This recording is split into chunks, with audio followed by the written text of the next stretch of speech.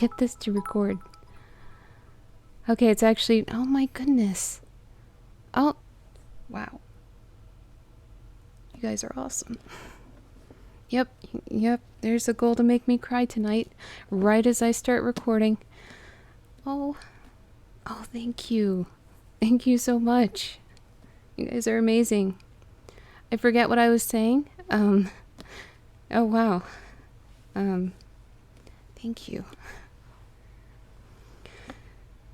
Let me get my composure. You guys are awesome. Oh my goodness. Chat is lively. Thank you, Lotus. And thank you, Anonymous. And thank you, Jerem. And thank you, everybody. Right, the book. Which was also a gift from an amazing person, my friend Layla. We're going to be continuing Carmilla, not from where we were last time. We're actually going to start from where we were the time before because my last stream got messed up. The connection was so bad and the recording was not viable. It was just a bad time. So it's not... I've got to start over because I'm sure most people didn't hear half the things I was reading. So I just found my place where I was before, and that's where we are going to start off from. Let's see if I can do a quick... Trying to think if I can remember the beginning of the story well enough. Oh, but... Oh, you guys are awesome. It's hard to think with all of the awesomeness in here.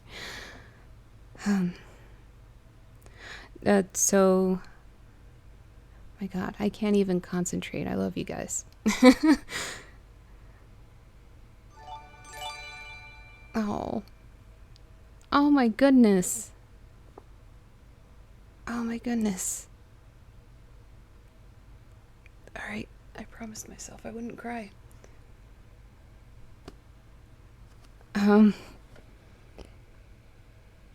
Words. Words, Spanky. Words. So...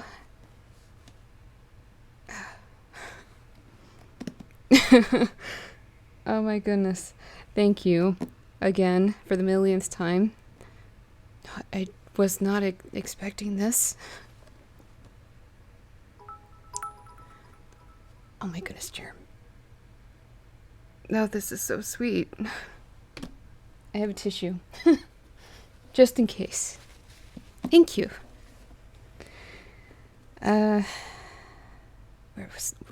So the story starts off, it's basically a telling from the perspective of this girl. Oh my goodness. Thank you.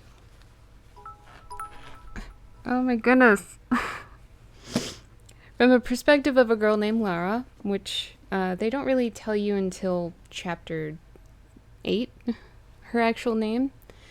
But she lives in a big fancy castle, and there's like a strange abandoned town that's close by, and a carriage with a lady and her daughter show up, and I think the carriage gets knocked over, and the daughter kind of is blacked out a bit, and her condition is questionable. So the lady leaves the daughter to stay with Lara and her father and her caretakers to, I guess, get better, and the mom's going to return in 3 months. And the girl's name is Carmilla. And she and Lara really, really like each other.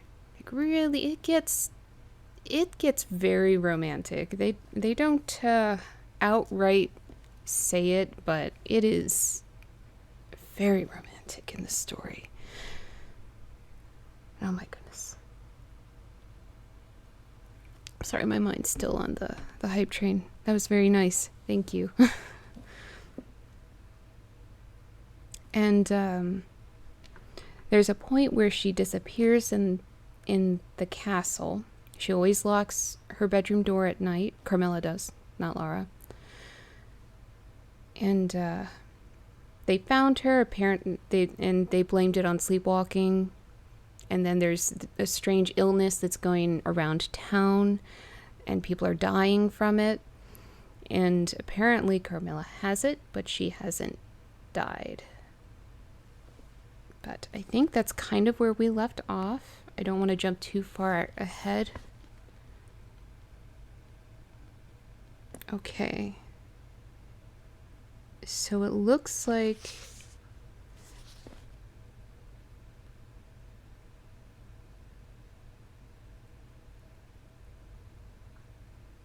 yeah, I don't know the exact spot I left off on, and my mind is a little distracted.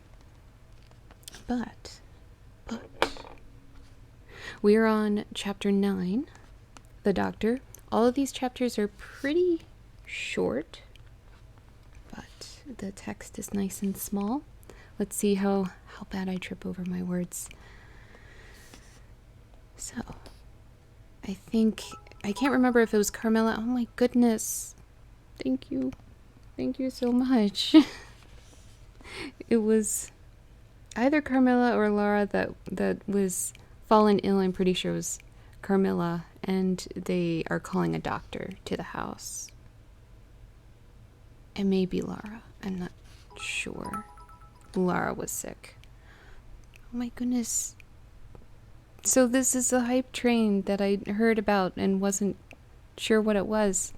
Oh, thank you guys. Okay, I think I can start reading 20 minutes into my stream with this amazing hype train. You guys are great, thank you. I came here to read and...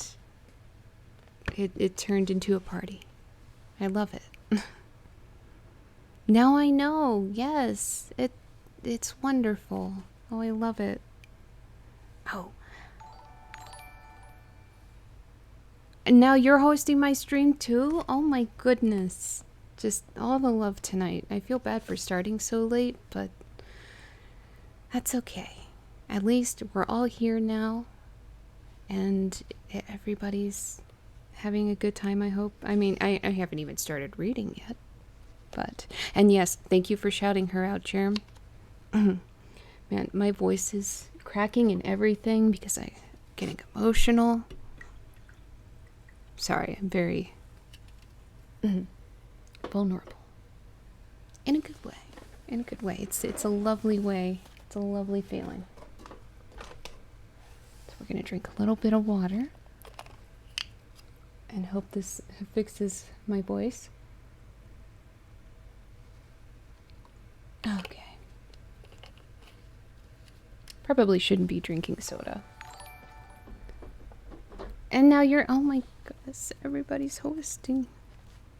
Oh, I love you guys so much. Right? Right? You came to read and now you're making me cry.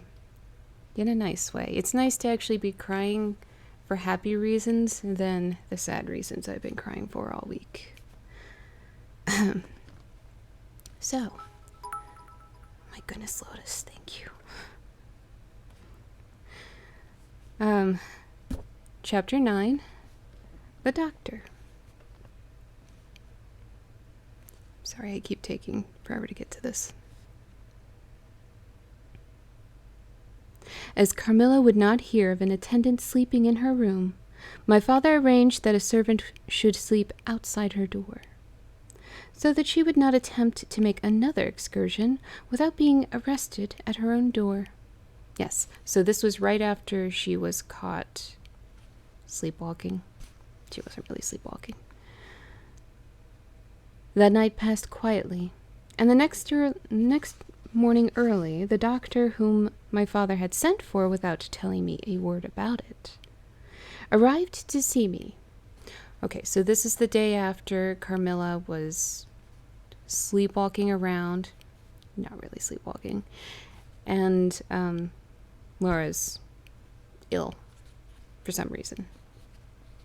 It's been a little bit since I read the earlier part of the book because of this move. Oh, thank you, Lois. Okay, let's do this.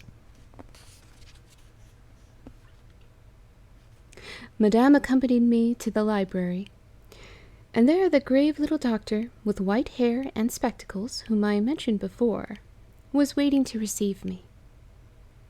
I told him my story, and as I proceeded he grew graver and graver. We were standing, he and I, in the recess of one of the windows, facing one another. When my statement was over, he leaned with his shoulders against the wall, and his eyes fixed on me earnestly, with an interest in which was a dash of horror. Oh my. Imagine the service of actually having house calls for doctors. That's not a thing anymore. After a minute's reflection, he asked Madame if he could see my father. He was sent for accordingly, and as he entered, smiling, he said, "I dare say, doctor, you are going to tell me that I'm an old fool for having brought you here. I hope I am." But his smile faded into shadow as the doctor, with a very grave face, beckoned to him. He and the doctor talked for some time in the same recess where I had just conferred with the physician. It seemed... Oh, it was such a success. Level 4. Oh my goodness. Hey, there's that number again. Number 4. It came up again. Every time. Oh my goodness. 5 subs. You guys are amazing. Oh, thank you so much. I'll have to work on some more emotes for you guys. DM this crazy. That's a cute name. Is now following. Thank you so much. You guys are great. Oh, I love it. I lost my place, but thank you.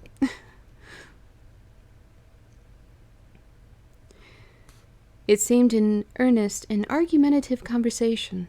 The room was very large, and I and Madame stood together, burning with curiosity at the farther end. Not a word could we hear, however, for they spoke in a very low tone, and the deep recess of the window quite concealed the doctor from view, and very nearly my father, whose foot, arm, and shoulder only could we see, and the voices were, I suppose, all the less audible for the sort of closet which the thick wall and window formed. After a time my father's face looked into the room. It was pale, thoughtful, and I fancied agitated. Of course, he's your father. "Laura, dear, come here for a moment. Madame, we shan't trouble you, the doctor says, at present." Accordingly, I approached for the first time in a little alarmed, for although I felt very weak, I did not feel ill, and strength, one always fancies, is a thing that may be picked up when we please. Good point. My father held out his hand to me. As I drew near, but was looking at the doctor, and he said, "It certainly is very odd. I don't understand it quite. Laura, come here, dear. Now attend to Dr. Spielsberg, and recollect yourself. You mentioned a sensation like that of 2 needles piercing the skin, somewhere about your neck, on the night when you experienced your first horrible dream. Is there still any soreness?" "None at all," I answered. "Can you indicate with your finger about the point at which you think this occurred?" "Very little below my throat here," I answered. So I'm guessing probably about here. I acquiesced. Oh, sorry, I skipped ahead. I keep getting distracted by the screen. It was so nice of you guys. I'm going to be all flustered this whole stream, but it's so great, so wholesome stream. I wore a morning dress which covered the place I pointed to. And now, You can satisfy yourself, said the doctor. You won't mind your papa's lowering your dress a very little. It is necessary to detect a symptom of the complaint under which you have been suffering. I acquiesced. It was only an inch or two below the edge of my collar.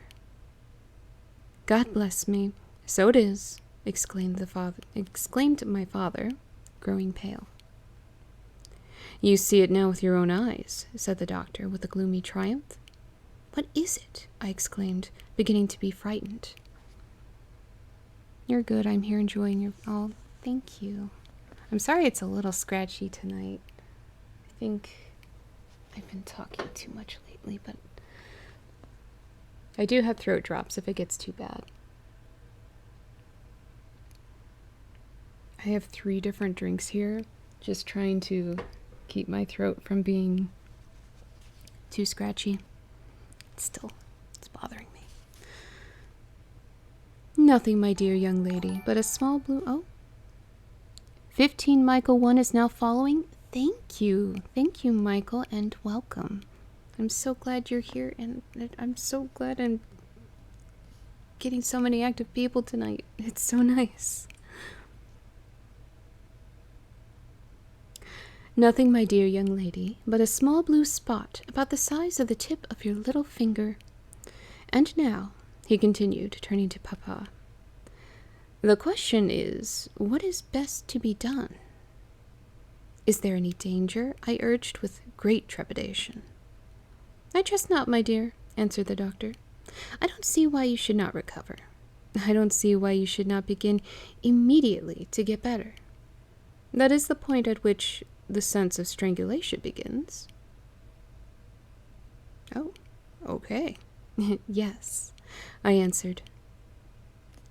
And recollect as well as you can, the same point was a kind of center of that thrill which you described just now, like the current of a cold stream running against you. It may have been. I think it was. Ah, you see, he added, turning to my father. Shall I say a word to Madame? Certainly, said my father. He called Madame to him and said, I find my young friend here far from well. Oh no. It won't be of any great consequence, I hope, but it will be necessary that some steps be taken, which I will explain by and by. But in the meantime, Madame, you will be so good as to not let Miss Lara be alone for one moment. That is the only direction I need give for the present. It is indispensable. Doctor knows what's up. We may rely upon your kindness, Madame. I know, added my father. Madame satisfied him eagerly. Oh my. And you, dear Lara, I know you will observe the doctor's direction. I shall have to ask your opinion upon another patient whose symptoms slightly resemble those of my daughter, that have just been detailed to you. Very much milder in degree, but I believe quite of the same sort. She is a young lady, our guest, but as you say you will be passing this way again this evening, you can't do better than take your supper here, and you can then see her. She does not come down till the afternoon. Oh, stretch. Yes. Sorry, I almost missed that. Let's do a stretch.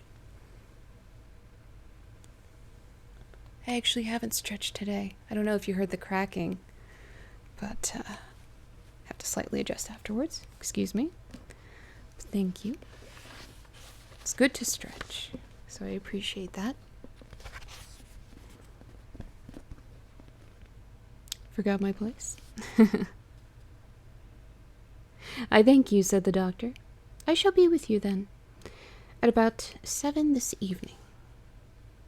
And then they repeated their directions to me and to Madame, and with this parting charge my father left us, and walked out with the doctor. And I saw them pacing together up and down between the road and the moat, on the grassy platform in front of the castle, evidently absorbed in earnest conversation. think they have some theories. Oh, Jerem, you're such a sweetheart. You and Lotus and everybody that's been supporting me this whole time. You guys, I love the Twitch community. You guys have been so amazing. Oh, you're loving this? Oh, thank you. Sorry if my concentration is a bit off. There was a hype train before you showed up and made me a little emotional. It's very sweet.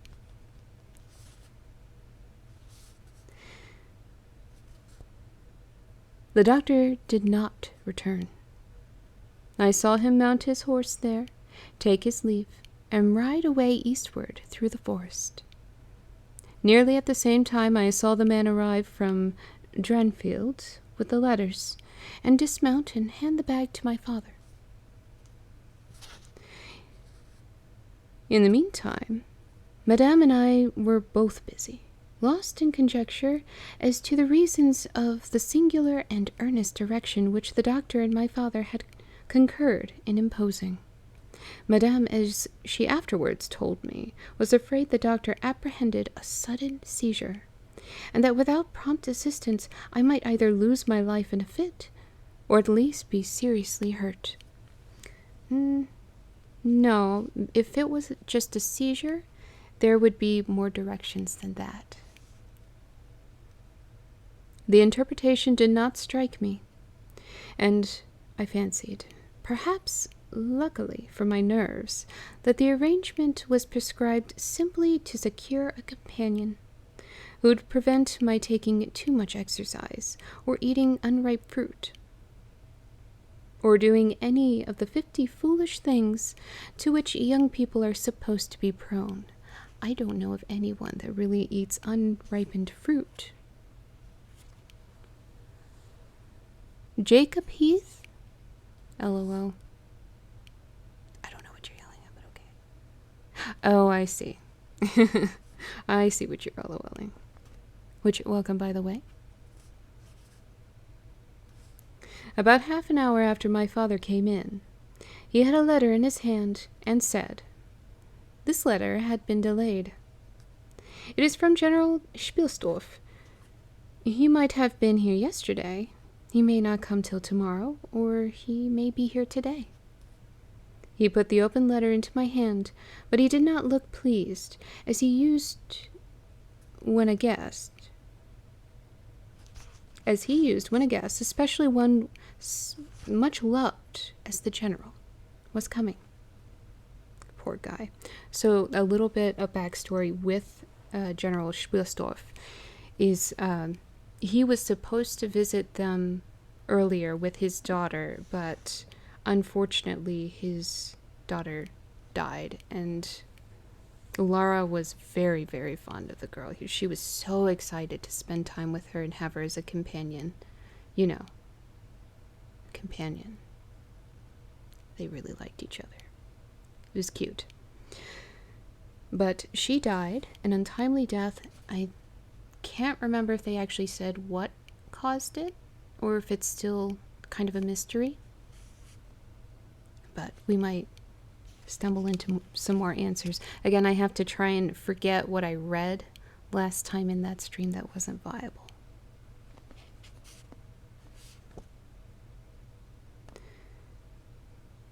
Let's see. On the contrary, he looked as if he wished him at the bottom of the Red Sea. There was plainly something on his mind which he did not choose to divulge. Papa, darling, will you tell me this?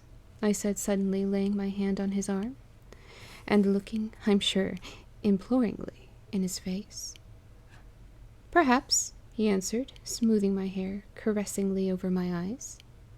Why would you do that over the eyes? That's weird. Does the doctor think me very ill? No, dear. He thinks, if right steps are taken, you will be quite well again, at least on the high road to a complete recovery in a day or two, he answered a little dryly. I wish our good friend the General had chosen any other time, that is. I wish you had been perfectly well to receive him. But do tell me, Papa, I insisted. What does he think is the matter with me? Nothing. You must not plague me with questions, he answered, with more irritation than I ever remember him to have displayed before.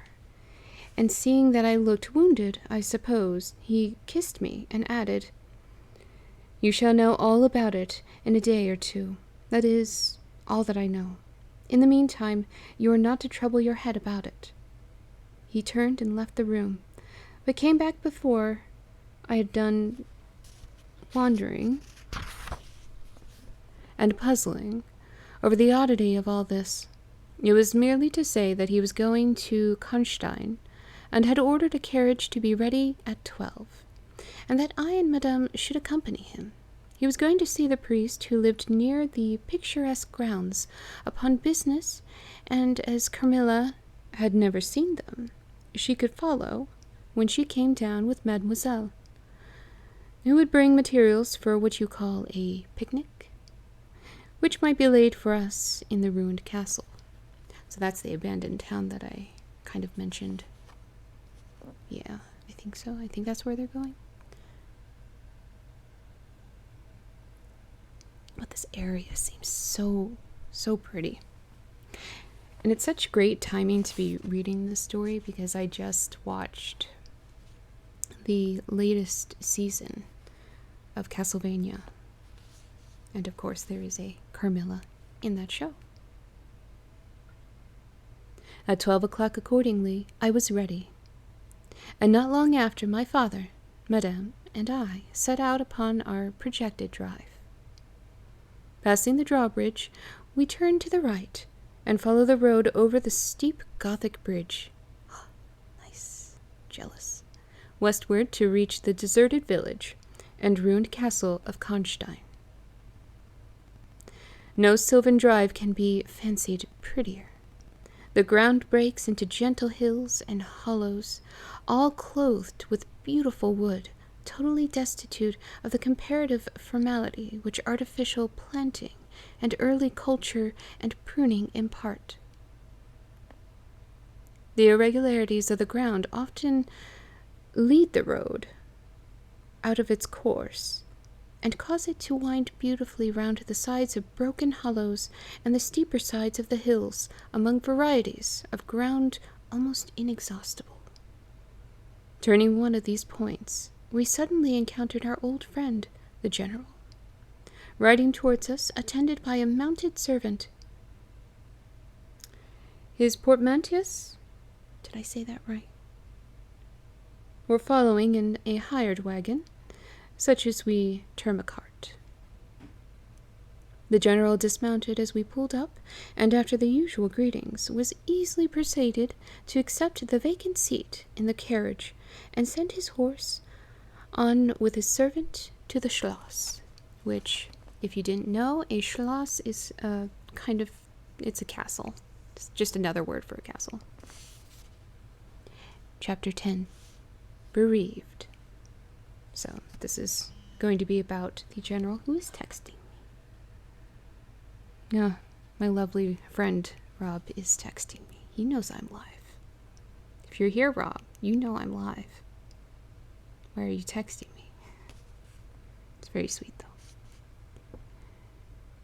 It was about 10 months since we had last seen him, but that time had sufficed to make an alteration of years in his appearance. He had grown thinner. Something of gloom and anxiety had taken place of that cordial serenity which used to characterize his features. He lost his daughter. His dark blue eyes, always penetrating, now gleamed with a sterner light from under his shaggy gray eyebrows. It was not such a change as grief alone usually induces, and angrier passions seemed to have had their share in bringing it about.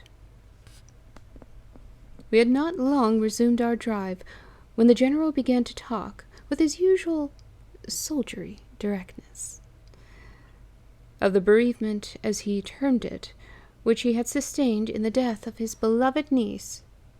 His niece, it wasn't his daughter, and ward, And he then broke out in a tone of intense bitterness and fury, inveighing against the hellish arts to which she had fallen a victim, and expressing with more exasperation than piety his wonder that heaven should tolerate so monstrous an indulgence of the lusts and malignity of hell.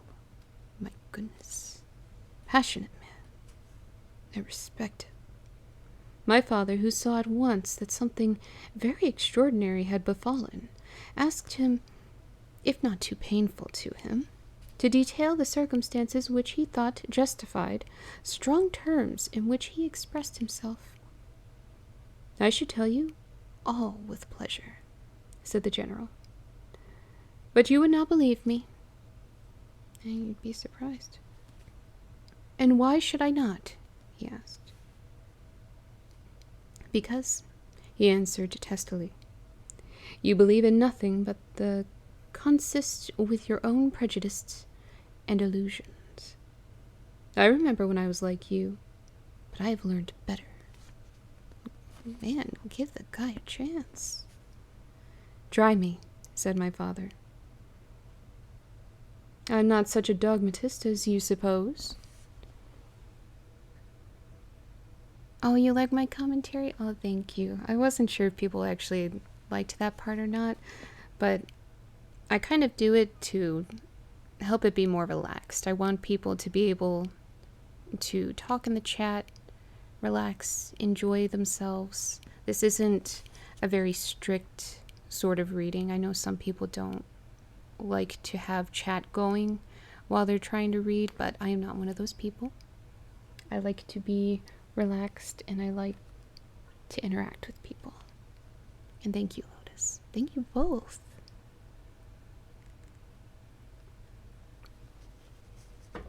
I do apologize if my throat is a little scratchy, though. Well, you definitely make it relaxed. Just worried on cut. No, do not worry at all. It is completely okay. I will find my place again. I lose my place all the time. But it's completely okay to lose my place here and there if it means, I get to interact with somebody very nice. And I don't know. I want people to feel welcome here. I want you to feel safe and relaxed. This is supposed to be a good way to end an evening or start your day. I don't know where everybody's located. It could be anywhere. Whatever your needs are at the moment, I hope that this is a comfortable stream for you to join in on.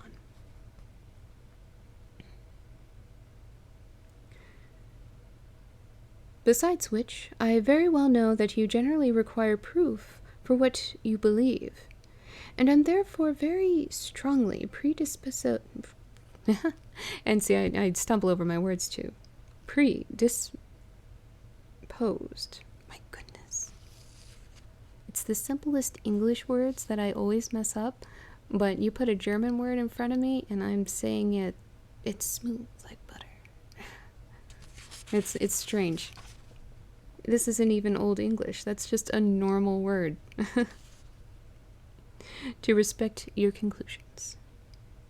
You are right in supposing that I've not been led lightly into a belief in the marvelous. For what I have experienced is marvelous. And I have been forced, by extraordinary evidence, to credit that which ran counter, diametrically, to all my theories.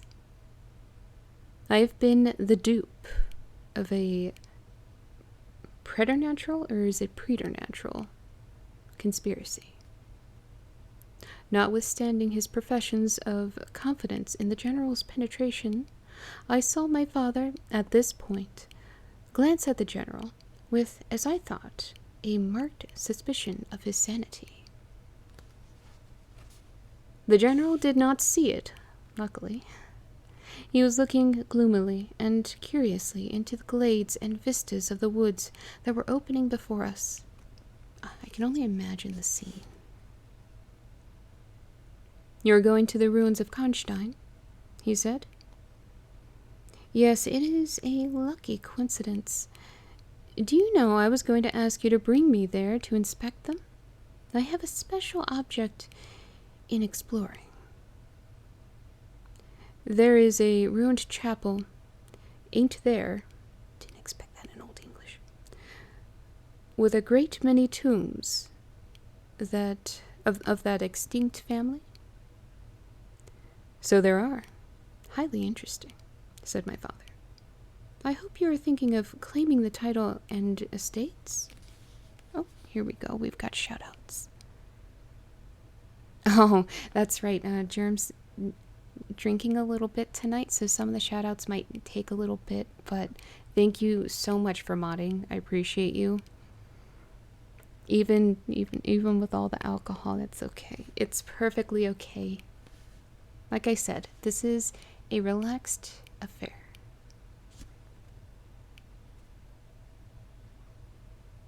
Oh. Oh, he absolutely is great. You know it, Lotus. He's such a sweetheart. And 15 drinks? Oh my goodness. How are you awake? That's just impressive.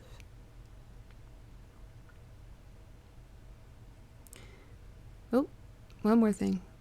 Little bit. 10. Okay. 10 plus shots.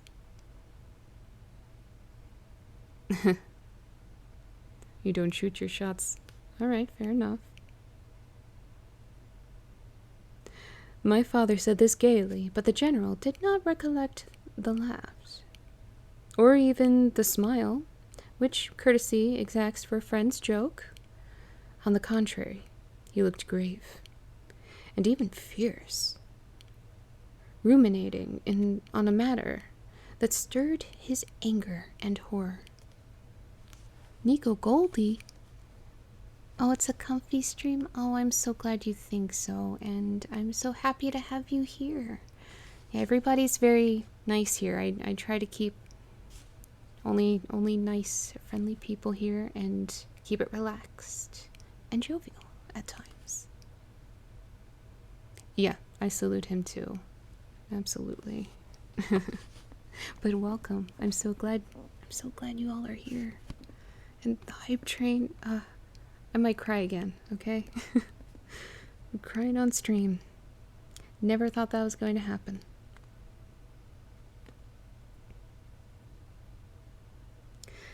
Something very different, he said gruffly. I mean to unearth some of those fine people.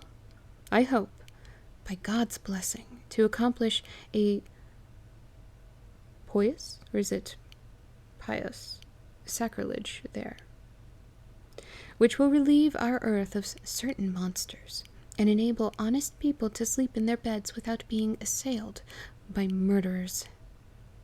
I have strange things to tell you, my dear friend, such as myself would have scouted as incredible a few months since. My father looked at him again, but this time not with a glance of suspicion, with an eye rather of keen intelligence and alarm. The House Karnstein, he said, has been long extinct, 100 years at least. My dear wife was maternally descended from the Karnsteins, but the name and title have long ceased to exist. The castle is in ruin. The very village is deserted. It is 50 years since the smoke of a chimney was seen there. Not a roof left. That's right, roofs are... once they go, they go. Quite true. I have heard a great deal about this since I saw you. A great deal that will astonish you. But I had better relate everything in order in which it occurred, said the general.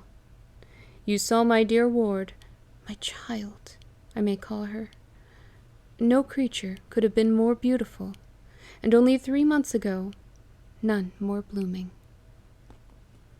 Yes, poor thing. When I saw her last, she certainly was quite lovely, said my father.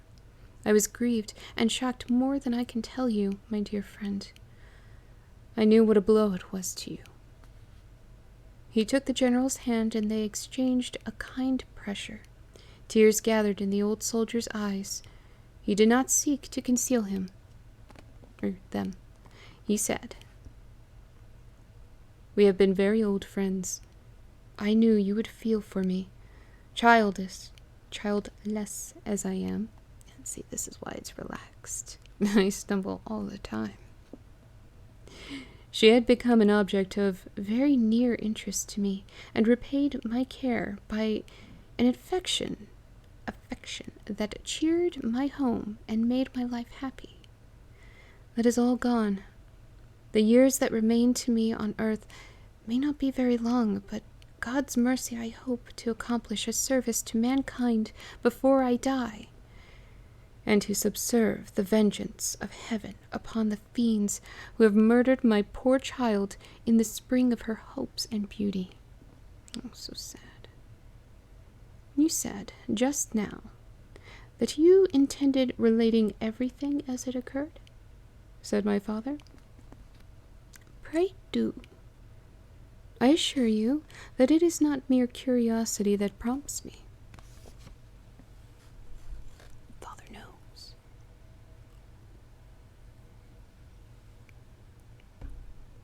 I really shouldn't be drinking soda, but I'm trying to stay awake. By this time we had reached the point at which the Drunstall road, by which the general had come, diverges from the road which we were traveling to Karnstein. How far is it to the ruins? Inquired the general, looking anxiously forward. About half a league, answered my father. Pray, let us hear the story you were so good to promise. Chapter 11. The story. So yes, these are very short chapters. I might just chug the rest of the soda and then fill my glass with water. It's a good spot to do it. We can do that real quick. Oh my goodness, we're at 8 viewers. Well, welcome everybody.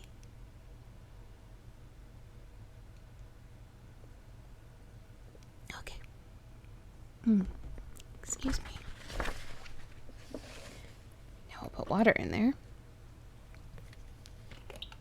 And maybe that'll help my throat just a little bit more. Again, I do have drops if need be. I just prefer not to read with a solid drop in my mouth. It can be picked up by the mic. There we go. With all my heart, said the general, with an effort, and after a short pause in which to arrange his subject, he commenced one of the strangest narratives I ever heard. Apparently somebody does not get to hear very many fantasy stories. My dear child was looking forward with great pleasure to visit you, and had been so good as to arrange for her and your charming daughter. Here he made me a gallant but melancholy bow.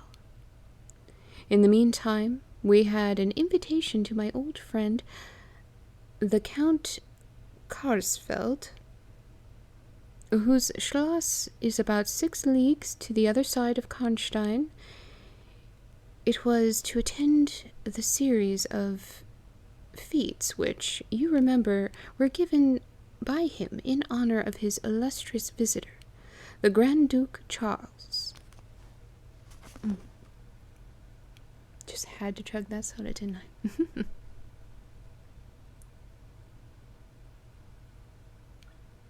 Which, by the way, thank you everybody for keeping me company tonight. It's a very lonely year. Yes, and very splendid, I believe they were, said my father. Princely. But then his hospitalities are quite regal. He has Aladdin's lamp. The night from which my sorrow dates was devoted to a magnificent masquerade. The grounds were thrown open, the trees hung with colored lamps. There was such a display of fireworks as Paris itself had never witnessed, which Paris does love their fireworks. I can attest to that. Excuse me. How was that soda?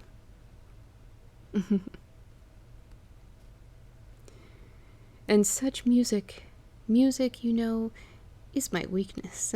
Such ravishing music. The finest instrumental bands, perhaps, in the world, and the finest singers who could be collected from all the great operas in Europe. As you wandered through these fantastically illuminated grounds, the moonlighted chateau, throwing a rosy light from its long rows of windows, you would suddenly hear these ravishing voices stealing from the silence of some grove, or rising from the boats upon the lake. I felt myself, as I looked and listened, carried back into the romance and poetry of my early youth. Ah, what a lovely thing. Oh, and thank you, Jer. I'm so glad you're still here. You are a trooper with the amount of drinks you have had this evening, my good sir.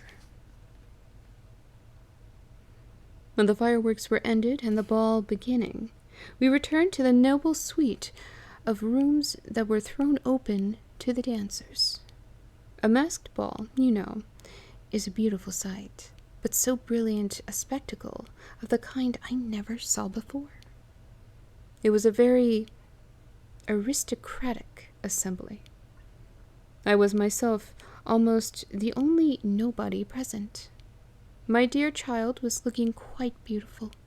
She wore no mask. Her excitement and delight added an unspeakable charm to her features, always lovely.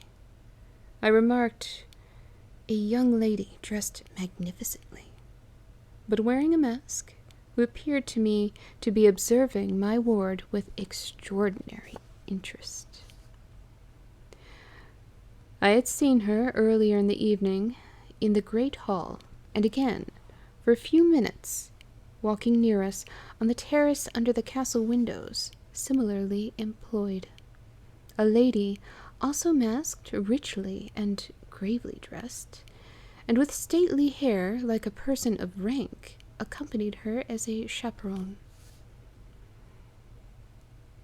Had the young lady not worn a mask, I could, of course, have been much more certain upon the question whether she was really watching my poor darling. I am now well assured that she was. Oh, yes, she was.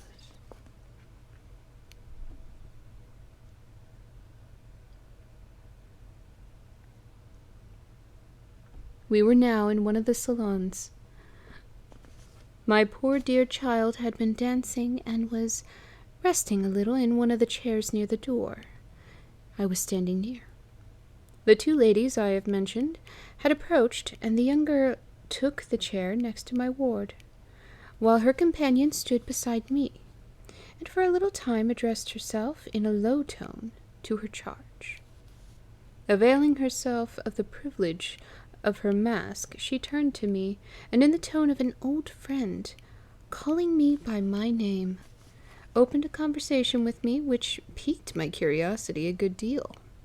She referred to many scenes where she had met me, at court, and at distinguished houses. She alluded to little incidents, which I had long ceased to think of. Excuse me. Pardon me. But which I found had only lain in abeyance in my memory, for they instantly started into life at her touch. I became more and more curious to ascertain who she was every moment. She parried my attempts to discover very adroitly and pleasantly. The knowledge she showed of many passages in my life seemed to me all but unaccountable, and she appeared to take not unnatural pleasure in foiling my curiosity, and in seeing me flounder in my eager perplexity from the conjecture to another, or one conjecture to another.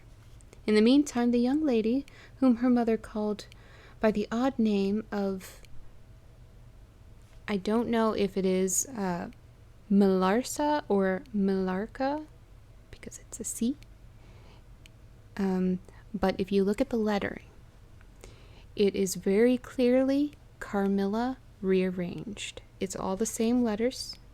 They just jumbled them up to make another name. So There's my suspicions right there of who she is. It's not very subtle. When she once or twice addressed her, had, with the same ease and grace, got into conversation with my ward. Oh, my poor throat.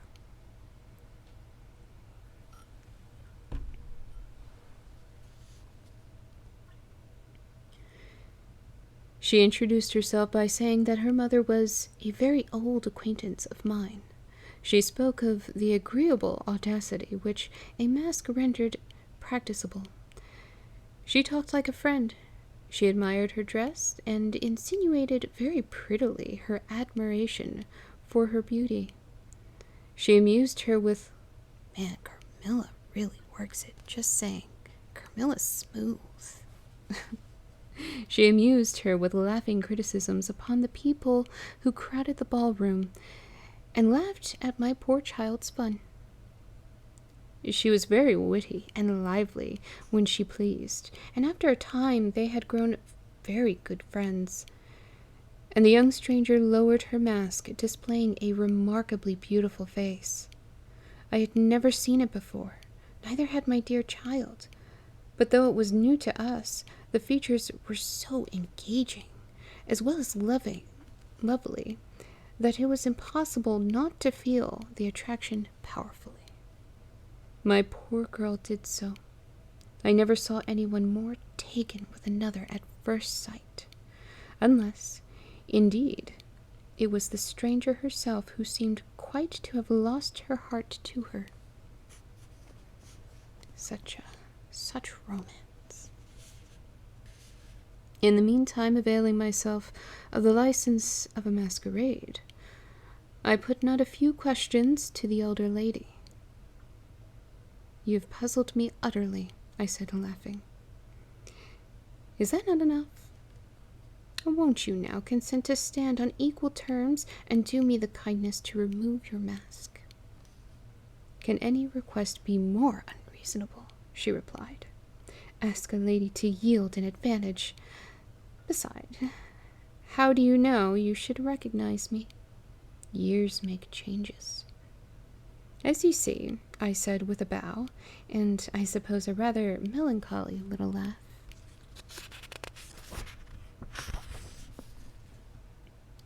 "As philosophers tell us," she said, "and how do you know that a sight of my face would help you?" "I should take a chance for that," I answered. "It is vain trying to make yourself out an old woman. Your figure betrays you." "Years, nevertheless, have passed since I saw you, rather since you saw me, for that is what I am considering. Malarsa there is my daughter. I cannot, then, be young, even in the opinion of people whom time has taught to be indulgent, and I may not like to be compared with what you remember me. Oh, come now." The Coupe de Grace. Oh, thank you for the hearts and welcome. It's very sweet of you. Such a sweet people in here. "You have no mask to remove. You can offer me nothing in exchange." Goodness. "My petition is to your pity, to remove it, and mine to yours to let it stay where it is," she replied. "Well then, at least you will tell me whether you are French or German. You speak both languages so perfectly." Which, side note on that, it is very difficult to speak both languages so perfectly. My second language is German.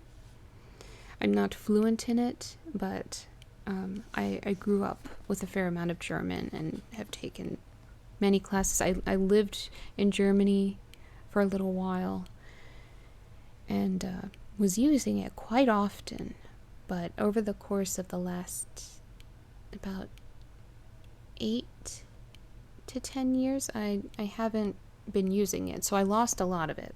So right now, I'm trying to regain what I lost. and actually get myself to be fluent. Full fluent, not just really good, you know? But I added French into the mix, and a little bit of Japanese, a little bit of Spanish, and every coding language. But it is very difficult to go from reading a bunch of German to reading French. Just the location in your mouth where you pronounce most of the words is different. And how they use their letters, completely different. With German, you pronounce every single letter. With French, you pronounce about a third of the letters. That's it. That's all you say.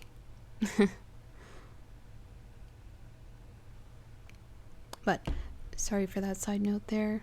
I just wanted to share a bit because it is much respect to this woman for being fluent in both and speaking them well. It's difficult. Now I have to find my place again.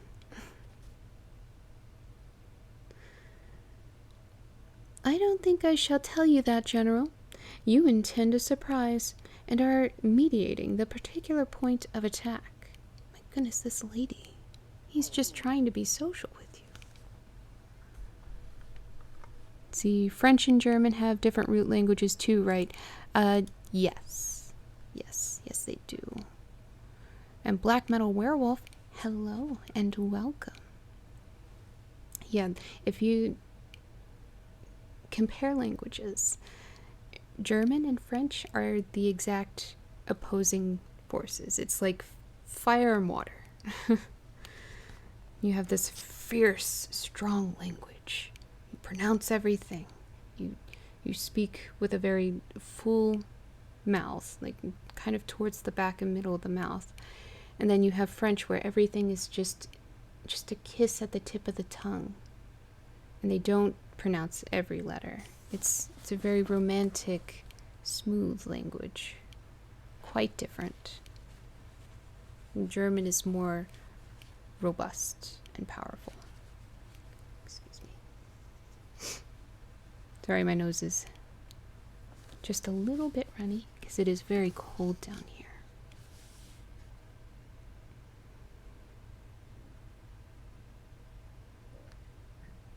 At all events, you won't deny this, I said, that being honored by your permission to converse, I ought to know how to address you. Shall I say Madame la Comtesse? She laughed, and, as she would, no doubt, have met me with another evasion, if indeed I can treat any occurrence in an interview, every circumstance of which was prearranged, as I now believe, with the profoundest cunning, as liable to be modified by accident.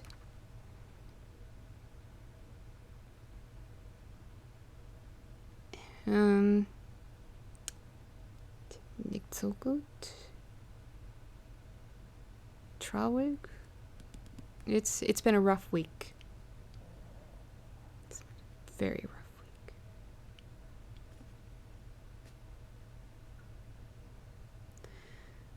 I won't go into details, though, but I will recollect myself and find my place that I just lost so quickly in that thought. But I appreciate you asking. What I am planning to do is watch more German streams so that I can get more practice. Gotta get back to where I was and beyond that. And learn all of my coding. All at the same time. Everything at once. As to that, she began. But she was interrupted, almost as she opened her lips, by a gentleman dressed in black. Smooth. Who looked particularly elegant and distinguished. Sounds like my type. With this drawback, that his face was the most deadly pale I ever saw. Oh my god, it is my type. Except in death. He was in no masquerade. In the plain evening dress of a gentleman, and he said, without a smile, but a courtly and unusually low bow, Will Madame, will Madame la Comtesse, Comtesse, permit me to say a very few words in which my interest her? Oh, I was learning German, but I'm going to start up Spanish again. I have Spanish on my roster, but it isn't at the higher part of my list. German's at the forefront, and then I'm learning Japanese symbols and a little bit of Japanese here and there. And then it goes to French and Spanish. I just kind of learn those when I can, which I haven't had time lately. The Japanese symbols alone take forever.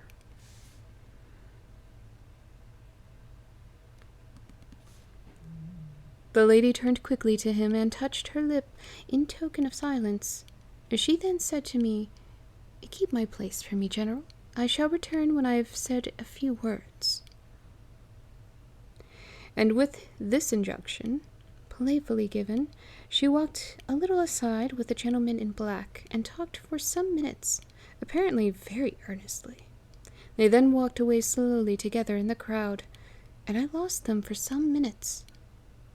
I spent the interval in cudgeling my brains for a conjecture as to the identity of the lady who seemed to remember me so kindly, and I was thinking of turning about and joining in conversation between my pretty ward and the Countess's daughter, and trying whether, by the time she returned, I might not have a surprise in store for her, by having her name, title, chateau, and estates at my fingers' end. That was a long sentence. But at this moment she returned, accompanied by the pale man in black, who said, I shall return and inform Madame la Comtesse when her carriage is at the door. He withdrew with a bow. I'm sorry if you can hear my belly. Apparently I am quite hungry. I ate dinner. I don't know why I'm suddenly hungry again. It's, maybe I burned too many calories today. Alright. Chapter 12. The Petition, or a petition. Then we are to lose Madame la Comtesse? But I hope only for a few hours, I said, with a low bow. Oh, somebody's flirting. You're human. You got nothing to apologize for, my friend. Oh, thank you. That is so considerate. My goodness, the people here are just so nice. I love it. My belly, however, usually I'm in a corset, so it doesn't get this loud this early, but I have to relace it because I broke my laces the other day. Right before moving, I broke my laces, so I still have to relace that. It may be that only, or it may be a few weeks. I was very unlucky his speaking to me just now as he did. Do you now know me? I assured her that I did not. You shall know me, she said, but not at present. We are older and better friends than perhaps you suspect. I cannot yet declare myself. I shall in 3 weeks pass your beautiful Schloss, about which I have been making enquiries. I shall then look upon you for an hour or two, and renew a friendship which I never think of without 1,000 pleasant recollections. Smooth. In this moment, a piece of news has reached me like a thunderbolt. I must set out now, and travel by a devious route, nearly 100 miles, with all the dispatch I can possibly make. My perplexities multiply. I am only deterred by the compulsory reserve I practice as to my name from making a very singular request to you. My poor child has not quite recovered her strength. Sound familiar? Her horse fell with her at a hunt which she had ridden out to witness. Her nerves have not yet recovered the shock, and our physician says that she must not, on no account, exert herself for some time to come. We came here, in consequence, by very easy stages, hardly 6 leagues a day. I must now travel day and night on a mission of life and death, a mission the critical and momentous nature of which I shall be able to explain to you when we meet, as I hope we shall in a few weeks, without the necessity of any concealment. Oh, well, hello, Blue Ace. Hi, good evening. Sorry if it took me a moment. That was a big paragraph. If I can get this on an edited podcast, it's tempting. I would love to just read stories all the time for people. I do need more practice, though, to not stumble over my words quite as much. But yeah, I'll look into that. There is another podcast that a friend of mine is wanting me to join in on, but it involves talking about, I guess, various horror movies and books and games and whatnot. So it actually fits in with what I'm doing. You second that? Oh, you guys are so sweet. How's my day going? Oh, it's going okay. I accidentally fell asleep before my stream, so I was a couple of hours late, which I apologize for, everybody. But otherwise, it's going well, and this stream has been going very well. It started with a hype train that was so sweet. I didn't know what a hype train was until I got one. It was very cute. I enjoyed it. And now I must find my place again.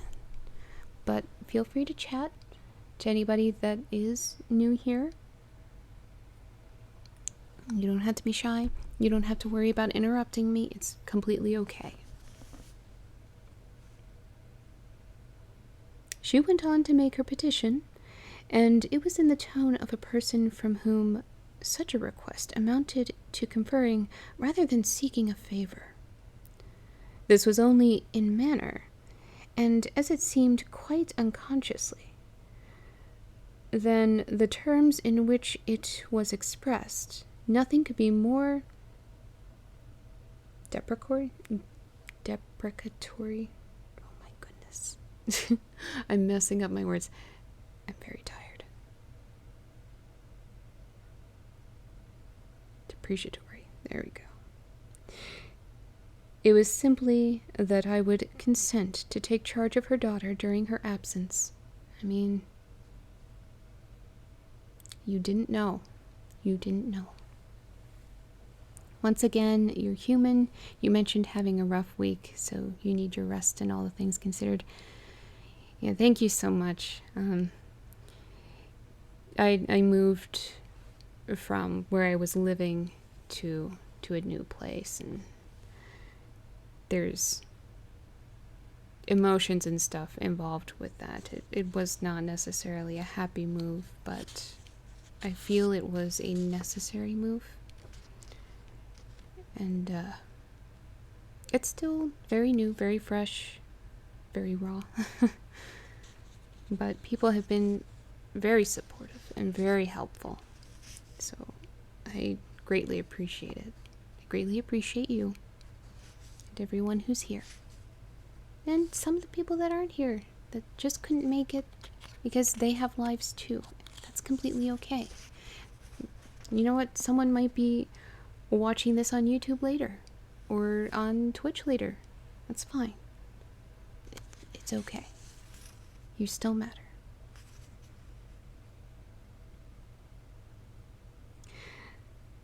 This was, all things considered, a strange, not to say an audacious request. She in some sort disarmed me. by stating and admitting everything that could be urged against it, and throwing herself entirely upon my chivalry. At the same moment, by a fatality that seemed to have predetermined all that happened, my poor child came to my side and, in an undertone, besought me to invite her new friend, Malarsa, definitely Carmilla, to pay us a visit. She had just been sounding her and thought if her mamma would allow her, she would like it extremely. Oh, hello, Cece. Oh, you're still here, or you came back?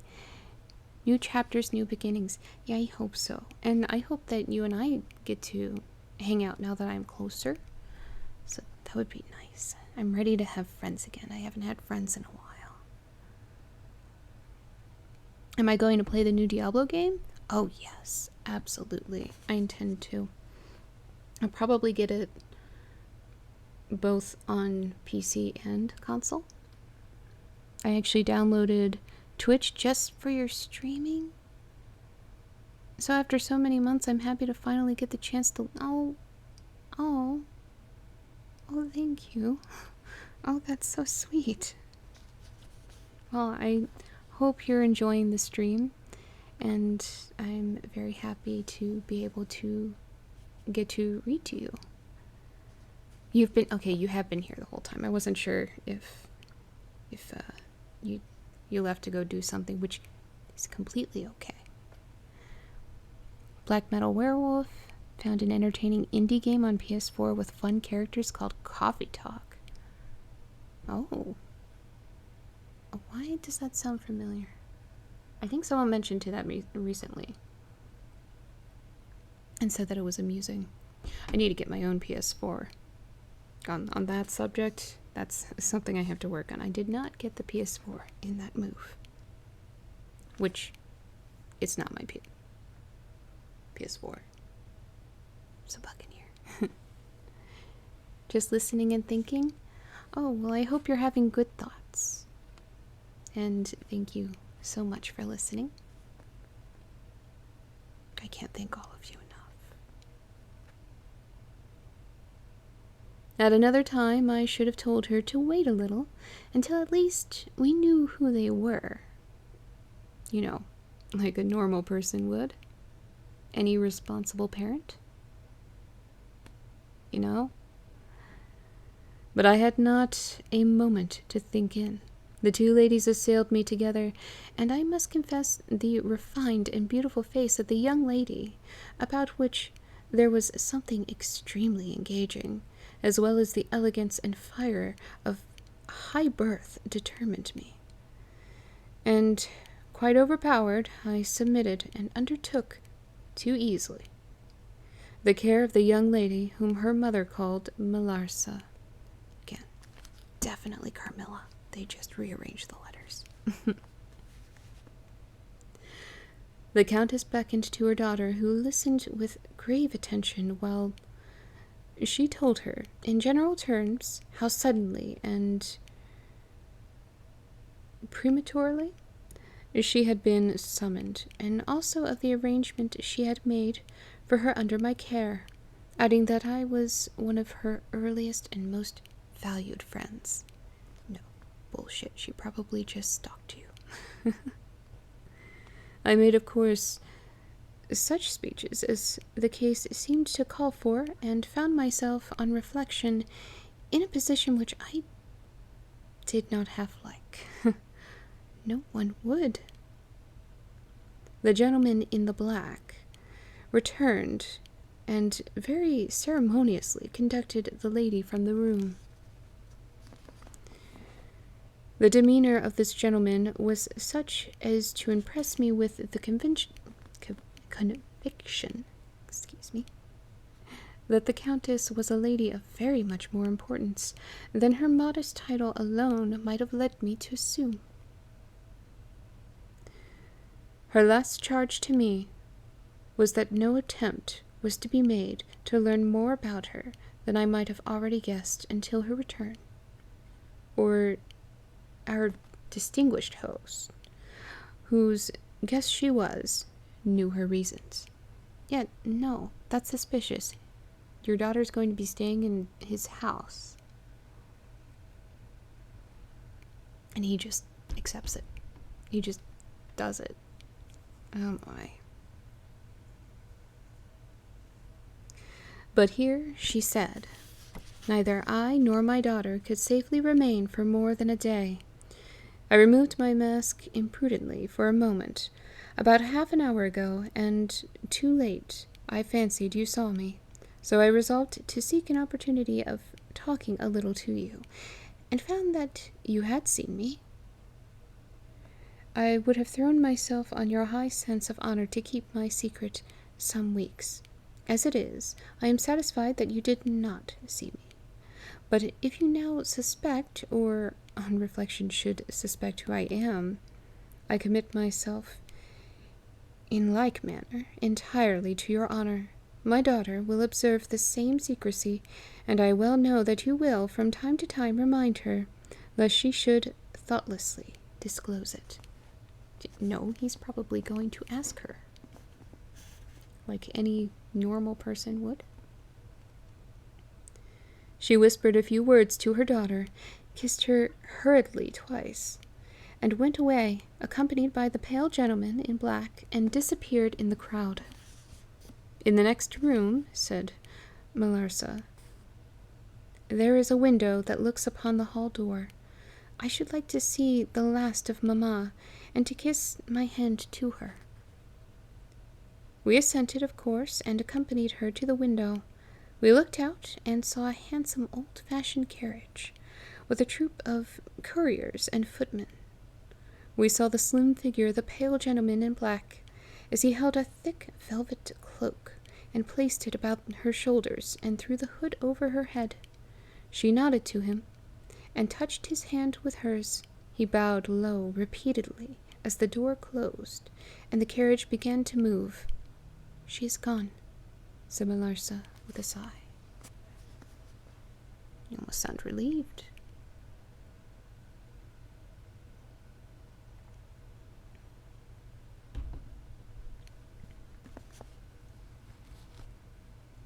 She is gone, I repeated to myself for the first time. In the hurried moments that had elapsed since my consent, reflecting upon the folly of my act. She did not look up, said the young lady, plaintively. The Countess had taken off her mask, perhaps, and did not care to show her face, I said. And she could not know that you were in the window. She sighed, and looked in my face. She was so beautiful that I relented. I was sorry that I had for a moment repented of my hospitality, and I determined to make her amends for the unavowed churlishness of my reception. How wounded. So easy to manipulate this poor kind man. The young lady, replacing her mask, joined my ward in persuading me to return to the grounds, where the concert was soon to be renewed. We did so, and walked up and down the terrace that lies under the castle windows.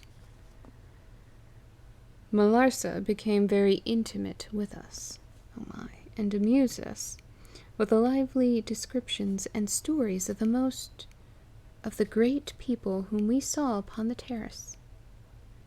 I liked her more and more every minute. Her gossip, without being ill-natured,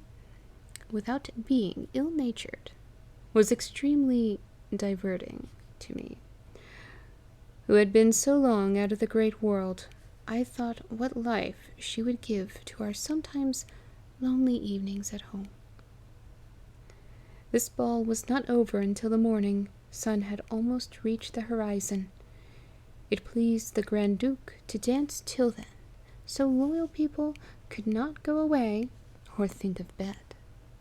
That is quite a party.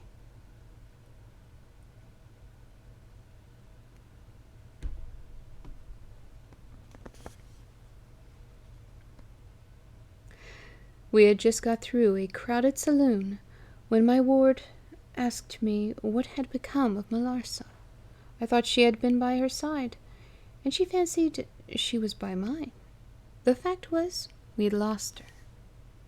All my efforts to find her were in vain. I feared that she had mistaken, in the confusion of a momentary separation from us, other people for her new friends, and had possibly pursued and lost them in the extensive grounds which were thrown open to us.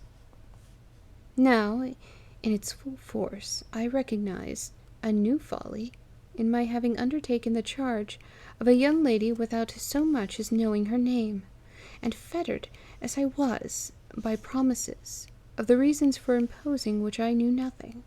I could not even point my inquiries by saying that the missing young lady was the daughter of the Countess who had taken her departure a few hours before. Morning broke. It was clear daylight before I gave up my search.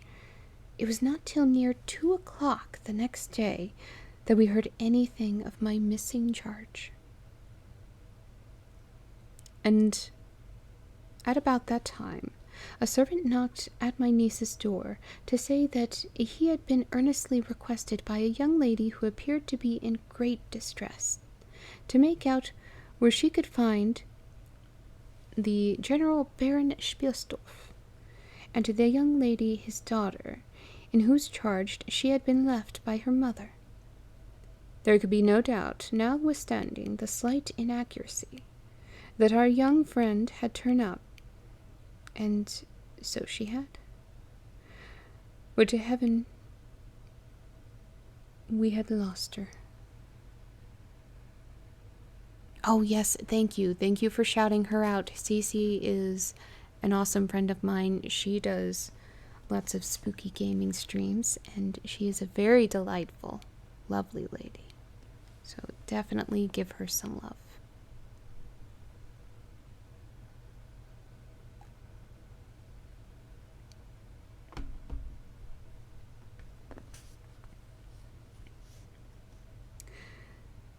Let's see. She told my poor child a story to account for her having failed to recover us for so long. Very late, she said. She had got to the housekeeper's bedroom in despair of finding us, and had then fallen into a deep sleep, which, long as it was, had hardly sufficed to recruit her strength after the fatigues of the ball. That day Malarsa came home with us. I was only too happy, after all, to have secured so charming a companion for my girl. That's the end of chapter 12. I'm going to refill my glass real quick. I might just drink some of that tea down there. I have the tea just in case somebody redeems that again, so I don't have to run upstairs, but I may end up drinking it. I don't know if water's quite doing it for me tonight.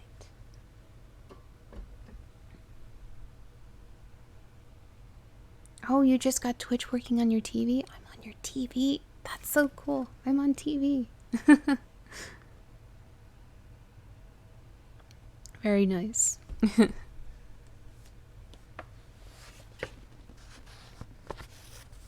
Chapter 13. The Woodman. I thought it was supposed to be woodsman, but no, it says woodman. There soon, however, appeared some drawbacks. In the first place, Malarsa complained of extreme languor, the weakness that remained after her late illness, and she never emerged from her room till the afternoon was pretty far advanced. Sounds like me. In the next place, it was accidentally discovered, although she always locked her door on the inside and never disturbed the key from its place till she admitted the maid to assist at her toilet. That she was undoubtedly sometimes absent from her room in the very early morning, and at various times later in the day, before she wished to be understood that she was stirring. She was repeatedly seen from the windows of the Schloss in the first faint grey of morning, walking through the trees in an easterly direction, and looking like a person in a trance. This convinced me that she walked in her sleep, but this hypothesis did not solve the puzzle How did she pass out from her room, leaving the door locked on the inside? How did she escape from the house without unbarring door or window? In the midst of my perplexities, an anxiety of a far more urgent kind presented itself.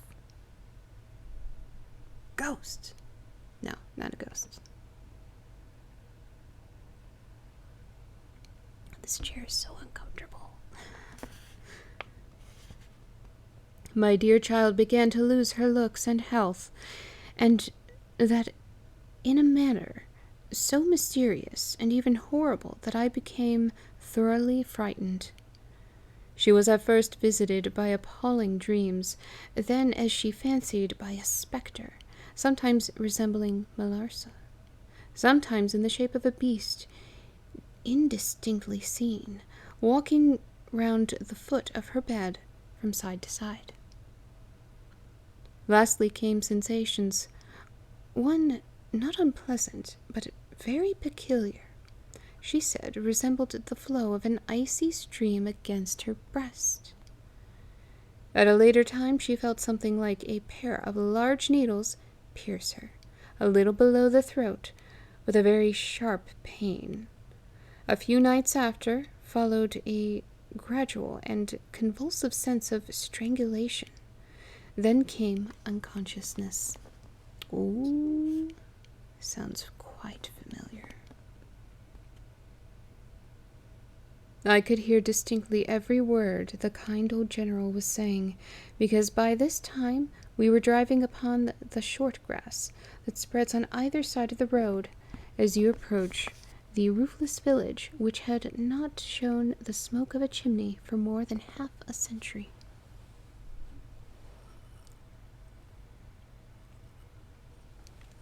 We're on an hour and a half. Wait, we're on more than an hour and a half. No, yes, more than an hour and a half. Okay.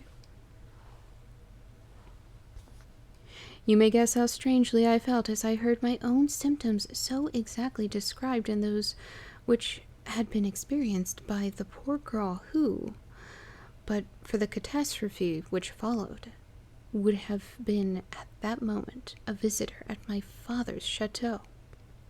You may suppose also how I felt as I heard him detail habits and mysterious peculiarities which were in fact those of our beautiful guest, Carmilla. A vista opened in the forest, and we were on a sudden under the chimneys and gables of the ruined village, and the towers and battlements of the dismantled castle, round which gigantic trees grouped overhung us from a slight eminence. In a frightened dream I got down from the carriage, and in silence, for we had each abundant matter for thinking, we soon mounted the ascent, and were among the spacious chambers, winding stairs, and dark corridors of the castle. And this was once a palatial residence of the Karnsteins, said the old general at length, as from a great window he looked out across the village and saw the wide, undulating expanse of the forest. It was a bad family, and here its blood-stained annals were written. He continued, "It is hard that they should after death continue to plague the human race with their atrocious lusts. That is the chapel of the Karnsteins down there." He pointed down to the grey walls of the Gothic building, partly visible through the foliage, a little way down the steeps. I love Gothic buildings. I mean, obviously. "And I hear the axe of a woodman," he added, busy among the trees that surround it. "He possibly may give us the information of which I am in search, and point out the grave of Malarsa. Or, no, not Malarsa. Mircalla. Again. Obviously Carmilla, but they changed the letters again. This is a new one. Countess of Karnstein. These rustic preserve the local traditions of great families, whose stories die out among the rich and titled so soon as the families themselves become extinct. We have a portrait at home of Mircalla, the Countess Karnstein. Should you like to see it? Asked my father. Time enough, dear friend, replied the general. I believe that I have seen the original, and one motive which has led me to you earlier than I at first intended was to explore the chapel which we are now approaching. A what? See the Countess Mircalla, exclaimed my father. Why, she has been dead more than a century. Not so dead as you fancy, I am told, answered the general. I confess, General, you puzzle me utterly, replied my father, looking at him. I fancied for a moment, with a return of the suspicion I detected before. But although there was anger and detestation at times in the old general's manner, there was nothing flighty. There remains to me, he said, as we passed under the heavy arch of the Gothic church, for its dimensions would have justified it being so styled, but one object which can interest me during the few years that remain to me on earth, and that is to wreak on her the vengeance which I thank God may still be accomplished by a mortal arm. What vengeance can you mean? Asked my father, in increasing amazement. I mean to decapitate the monster, he answered, with a fierce flush, and a stamp that echoed mournfully through the hollow ruin. And his clenched hand was at the same moment raised, as if it grasped the handle of an axe, while he shook it ferociously in the air. Okay, now I'll take my drink. 14 viewers, welcome everybody. What? Exclaimed my father, more than ever bewildered. To strike her head off. Cut her head off. Aye, with a hatchet, with a spade, or with anything that can cleave through her murderous throat. You shall hear, he answered, trembling with rage, and hurrying forward he said, That beam will answer for a seat. Your dear child is fatigued. Let her be seated, and I will, in a few sentences, close my dreadful story. The squared block of wood which lay on the grass-grown pavement of the chapel formed a bench on which I was very glad to seat myself, and in the meantime the general called to the woodman, who had been removing some boughs which leaned upon the walls. Axe in hand, the hardy old fellow stood before us. He could not tell us anything of these monuments, but there was an old man, which he said a ranger of the forest, at present sojourning in the house of the priest. About 2 miles away, could point out every monument of the old Karnstein family, and for a trifle he undertook to bring him back with him, if he would lend him one of our horses. Excuse me. In little more than half an hour. Well, hello, Cyber Wraith. It's so nice to see you, and welcome. I'm so glad you made it to another reading.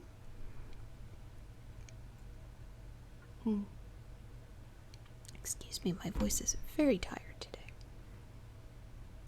But I moved to the new location. I actually have a bed sheet and my drapery fabric behind me. So the drapery fabric is like right on top of this old bed sheet that I'm not using at the moment. Because these walls are hideous. They need to be painted badly. And they will be. Soon.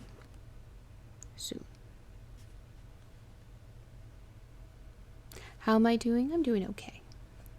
Considering I'm doing quite okay and doing my best. I hope you're well. I'll ask you how you are, but I know there's a slight delay. So, how are you? I'm going to read a little bit more and then I'll read your response. Just a little.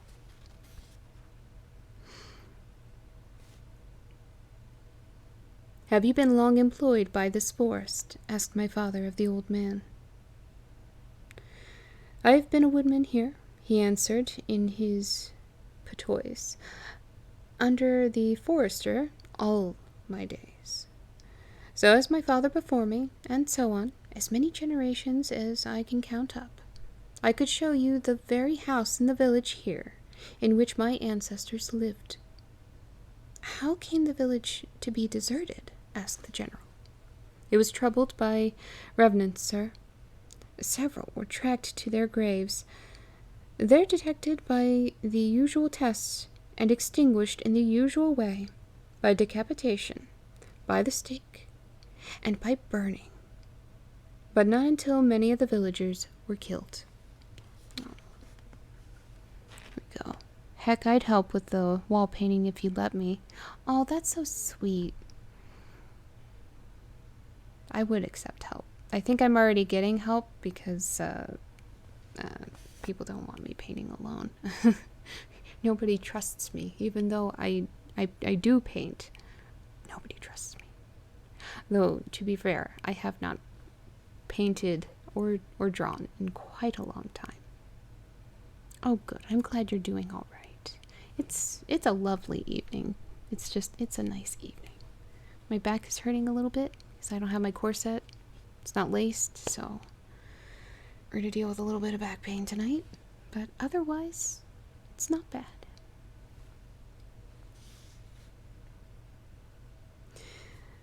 But after all these proceedings according to law, he continued, so many graves opened, and so many vampires deprived of their horrible animation, the village was not relieved. But a Moravian nobleman, who happened to be traveling this way, heard how matters were, and being skilled, as many people are in this country, in such affairs, he offered to deliver the village from its tormentor. He did so thus. There being a bright moon at that night, he ascended, shortly after sunset, the towers of the chapel here, from whence he could distinctly see the churchyard beneath him. You can see it from that window. From this point he watched until he saw the vampire come out of his grave and place near it the linen clothes in which he had been folded, and then glide away towards the village to plague its inhabitants. So they are bluntly just going straight to vampire now. No question. The stranger, having seen all this, came down from the steeple, took the linen wrappings from the vampire, and carried them up to the top of the tower, which he again mounted. When the vampire returned from his prowlings and missed his clothes, he cried furiously to the Moravian, whom he saw at the summit of the tower, and who, in reply, beckoned him to ascend and take them. "Come at me, bro," is basically what he said. Whereupon the vampire, accepting this invitation, began to climb the steeple. And so soon as he had reached the battlements, the Moravian, with a stroke of his sword, clove his skull in twain, hurling him down to the churchyard, whither, descending by the winding stairs, the stranger followed, and cut his head off. The next day delivered it and the body to the villagers, who duly impaled and burned them. My goodness. This Moravian nobleman had authority from the then head of the family to remove the tomb of Mircalla, Countess Karnstein, which he did effectually, so that in a little while its site was quite forgotten. Oh, I miss your artwork, but hope it makes a return. I fully intend to start drawing again when I can put a bit of a setup together. I do plan on doing some drawing streams, and that will hold me accountable. Then I will have to draw, because I do miss it. I miss it greatly, and I hate that inspiration has been lost.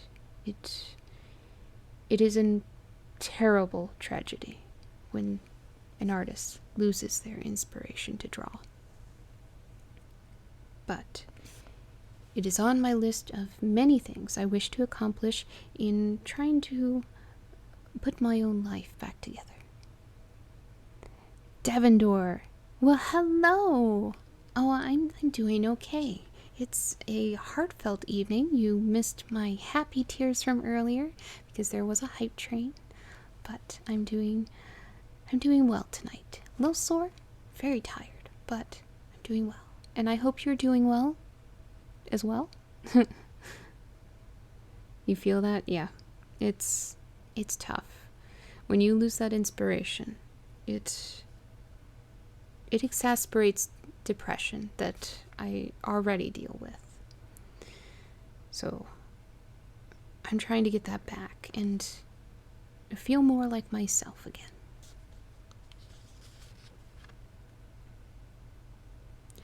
Can you point out where it stood? Asked the general eagerly. The forester shook his head and smiled. Not a soul living could tell you that now, he said. Besides, they say her body was removed, but no one is sure of that either. Having thus spoken, as time pressed, he dropped his axe and departed, leaving us to hear the remainder of the general's strange story. Yes, thank you for shouting him out, and thank you for still modding even though you were quite a few drinks in. Jerem, you are awesome, and I appreciate you.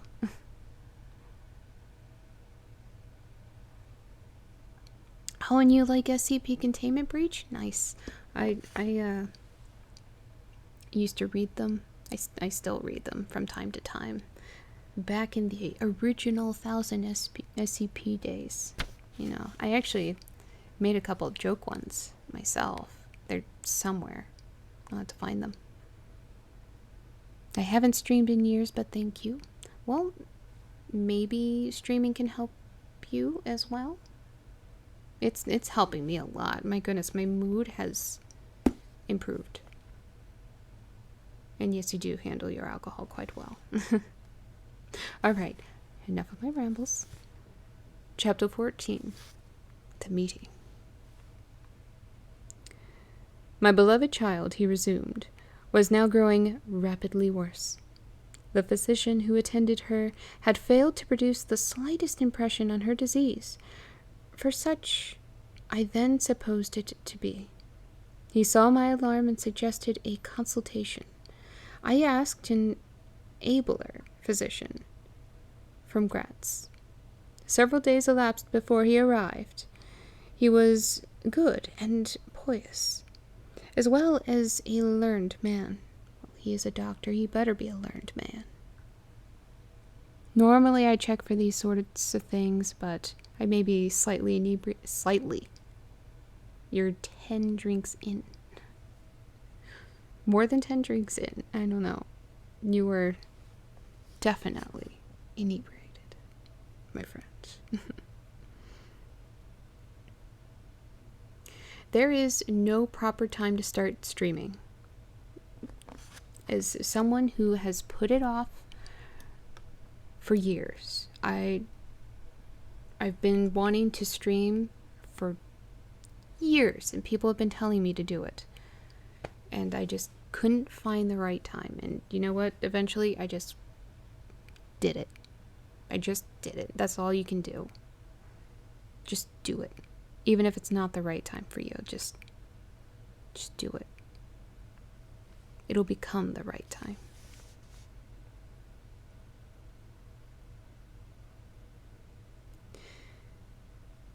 Having seen my poor ward together, they withdrew to my library to confer and discuss. I, from the adjoining room, where I awaited their summons, heard these two gentlemen's voices raised in something sharper than a strictly philosophical discussion. I knocked at the door and entered. I found the old physician from Gratz maintaining his theory. His rival was combating it with undistinguished ridicule.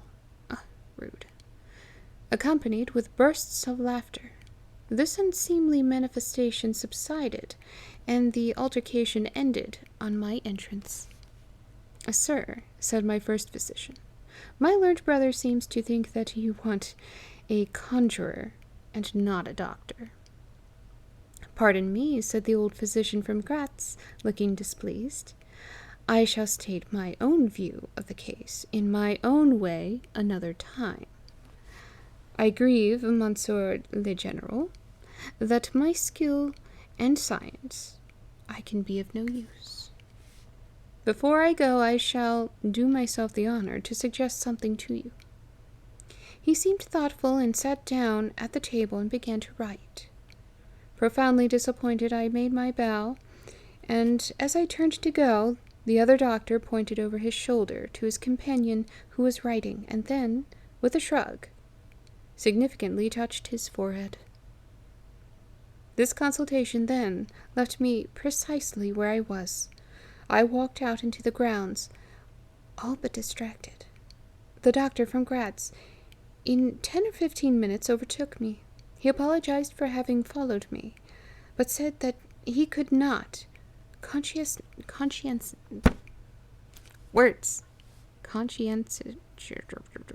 you know what? I can't do words tonight. I'm so sorry. I'm too tired to read. Conscientiously. Got it. There we go. I don't know why I have issues saying such a common word.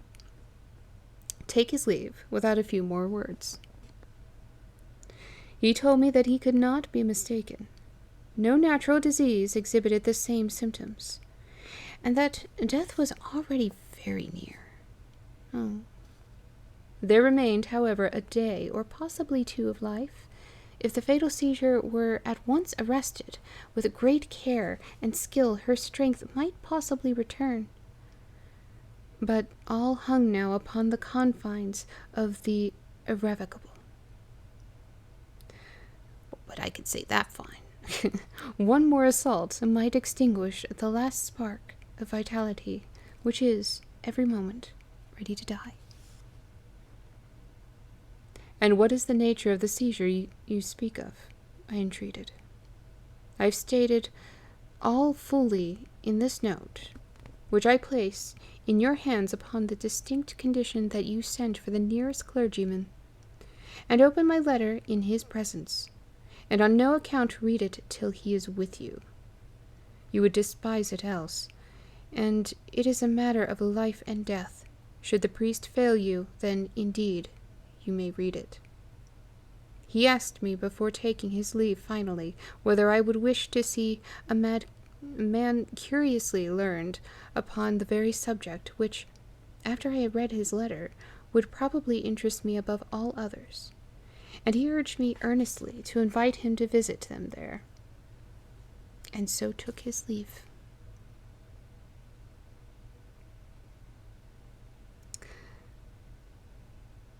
Oh no. Can I read that word? The ecclesiastic, what is that? I don't even know, was absent. And I read the letter by myself, so the clergyman wasn't there. At another time, or in another case, it might have excited my ridicule. But into what quackeries will not people rush for the last chance, where all accustomed means have failed, and the life of a beloved object is at stake? Oh, goodbye. Have a good night. I hope you sleep well if that's what you're going to do. And I'll see you again in one of my future streams, hopefully. If not, take care. And thank you for joining us here. I won't be reading too much longer. I'm probably going to finish this chapter, and then we'll call it a night on maybe about 2 hours, because my back is killing me. How long? How long is Carmilla? We might have to press through. I will check. Oh, this might be the last chapter.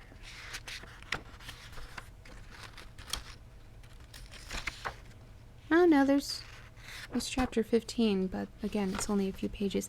Okay, so I might be finishing this. What I will do real quick is I'm going to take a little painkillers from my back. Well, not painkillers, it's just kratom. But that should help get me through the rest of the story. So I will be right back.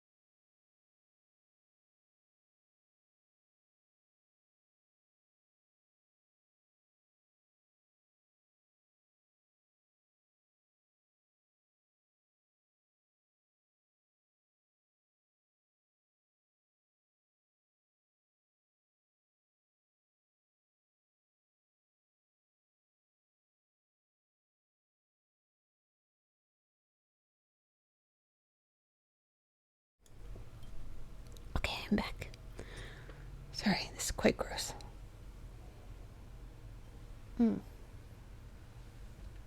Not tasty. Oh, hey, X-Ray. Hi. Your kratom helps me out quite a bit. It helps with anxiety as well. So with my terrible back pain, general chronic pain and anxiety, it helps.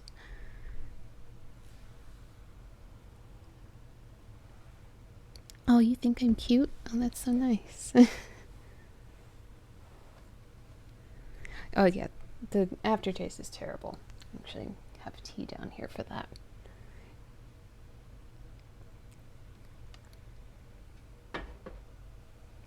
But it's very useful. I mean, it at least with the terrible taste, it keeps you from taking too much of it. You only take it when you need it because it's terrible. let me give him a quick shout out. My friend X-Ray here. He's a sweetheart. He does a bunch of gaming streams as well. And he's a fun guy. He's funny. So I appreciate his company. And thank you for coming by. Okay, let's see if I can find my place again. Oh, I'm so sorry. I'm making noise. And yes, this is another streamer that you know, Jerem. You know all of my friends, and I love it. Drink more of this tea because this taste is just awful. Oh, excuse me. Terrible taste. Alright, let's take a look. See if I can find my place.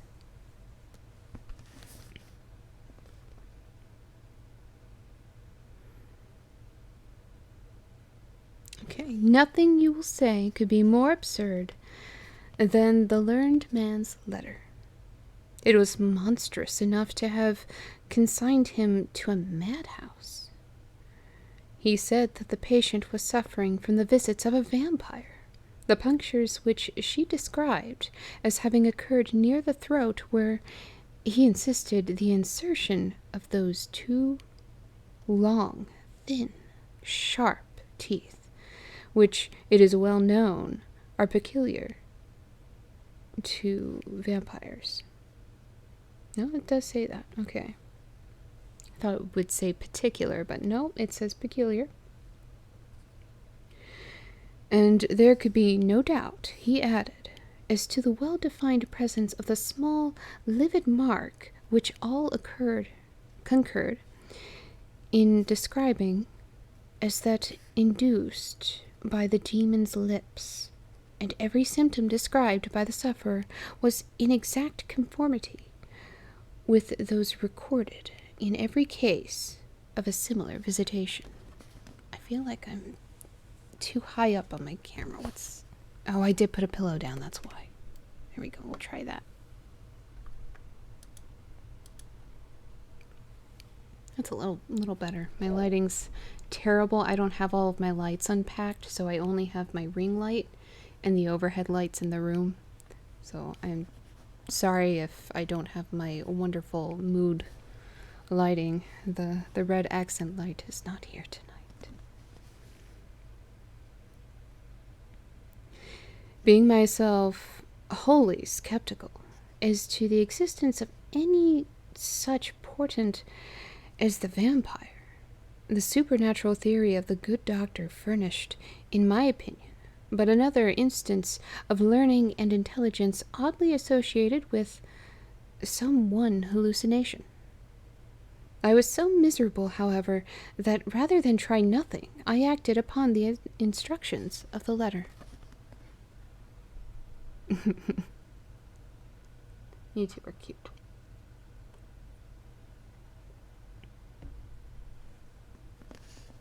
Are you streaming tonight, X-Ray? Because if you are, I'll come by afterwards. We're actually pretty close to the end of this story, and then next time we'll move on to Dracula. Well, from what I see, your minimal setup is working. Oh, thank you so much. It isn't much, but it'll get better over time. It's just I don't want the ugly beige walls to show up on camera, at least. Ugh, it's terrible.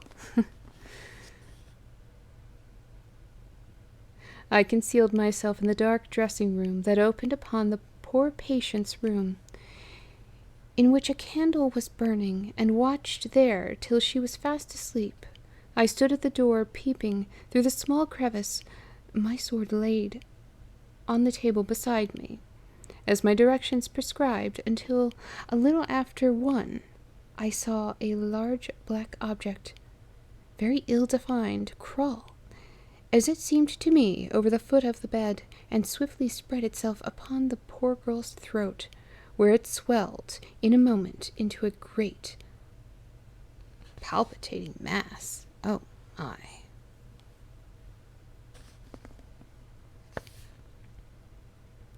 For a few moments, I had stood petrified. See, that's why she died. I now sprang forward, with my sword in hand. The black creature suddenly contracted towards the foot of the bed, glided over it, and standing on the floor about the yard below the foot of the bed, with a glare of skulking ferocity and horror fixed on me, I saw Mularsa. Speculating I know not what, I struck at her instantly with my sword. But I saw her standing near the door, unscathed, horrified. I pursued and struck again. She was gone, and my sword flew to shivers against the door. I can't describe to you all that passed on that horrible night. The whole house was up and stirring. The spectre Mularsa was gone, but her victim was sinking fast. And before the morning dawned, she died. Why would you wait for her to actually get on top of the girl and puncture her? That's part of the problem, is you let her be taken.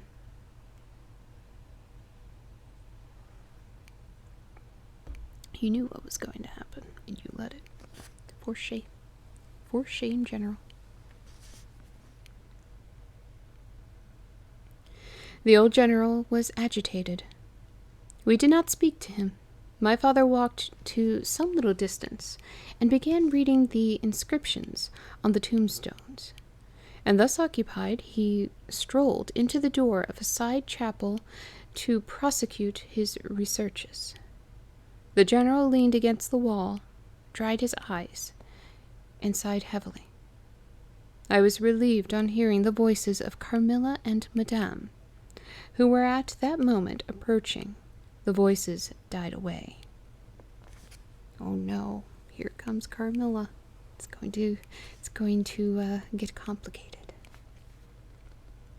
In this solitude, having just listened to so strange a story, connected as it was with the great and titled dead, whose monuments were mouldering among the dust and ivy round us, and every incident of which bore so awfully upon my own mysterious case, in this haunted spot, darkened by the towering foliage that rose on every side, dense and high above its noiseless walls, a horror began to steal over me, and my heart sank as I thought that my friends were, after all, not about to enter and disturb this triste and ominous scene. Or is it triste? I don't know, that's a weird word. I don't know that word. The old general's eyes were fixed on the ground, as he leaned with his hand upon the basement of a shattered monument. Under a narrow arched doorway, surmounted by one of those demoniacal grotesques in which the cynical and ghastly fancy of the old Gothic carving delights. My style. I saw very gladly the beautiful face and figure of Carmilla enter the shadowy chapel. I was just about to rise and speak, and nodded, smiling, in answer to her peculiarly engaging smile. Sorry, I don't know why I'm having such difficulty tonight. When, with a cry, the old man by my side caught up the woodman's hatchet and started forward. On seeing him, a brutalized change came over her features. It was instantaneous and horrible transformation. As she made a crouching step backwards, before I could utter a scream, he struck at her with all his force. But she dived under his blow, and unscathed, caught him in her tiny grasp by the wrist. He struggled for a moment to release his arms, but his hand opened, and the axe fell to the ground, and the girl was gone. He staggered against the wall. His gray hair stood upon his head, and a moisture shone over his face, as if he were at the point of death. The frightful scene had passed in a moment. The first thing I recollect after is Madame standing before me, and impatiently repeating again and again the question, "Where is Mademoiselle Carmilla?" I answered at length, "I don't know. I can't tell. She went there," and I pointed to the door through which Madame had just entered, only a minute or two since. But I have been standing there in the passage ever since Mademoiselle Carmilla entered, and she did not return. And then began to call Carmilla through every door passage and from the windows, but no answer came. "She called herself Carmilla?" asked the general, still agitated. "Carmilla, yes," I answered. "Aye," he said, "that is Millarca, or Millarca. That is the same person who long ago was called Mircalla, Countess Karnstein. Depart from this accursed ground, my poor child, as quickly as you can. Drive to the clergyman's house, and stay there till we come. Begone! May you never behold Carmilla more. You will not find her here." Dun, dun, dun. I mean, she could have been a little more clever with her fake names. She just rearranged the letters. That's it. That's all she did. Chapter 15, which is the last actual chapter, but there is a passage that is labeled afterwards. So I'll go ahead and read that as well. As he spoke, one of the strangest looking men I ever beheld entered the chapel at the door through which Carmilla had made her entrance and her exit. He was tall, narrow-chested, stooping, with high shoulders, and dressed in black. His face was brown and dried in with deep furrows. He wore an oddly shaped hat with a broad leaf. His hair, long and grizzled, hung on his shoulders. He wore a pair of gold spectacles and walked slowly with an odd shambling gait. With his face sometimes turned up to the sky and sometimes bowed down towards the ground, seemed to wear a perpetual smile. His long, thin arms were swinging, and his lank hands in the old black gloves, ever so much too wide for them, waving and gesticulating in utter abstraction. He was doing weird shit with his arms. That's what he was doing. "The very man!" exclaimed the general, advancing with manifest delight. "My dear Baron, how happy I am to see you. I had no hope of meeting you so soon." He sighed to my father, who had by this time returned, and leading the fantastic old gentleman, whom he called the Baron, to meet him. He introduced him formally, and they at once entered into earnest conversation. The stranger took a roll of paper from his pocket and spread it on the worn surface of a tomb that stood by. He had a pencil case in his fingers, with which he traced imaginary lines from point to point on the paper, which from their often glancing from it together a certain points of a building I concluded to be a plan of the chapel.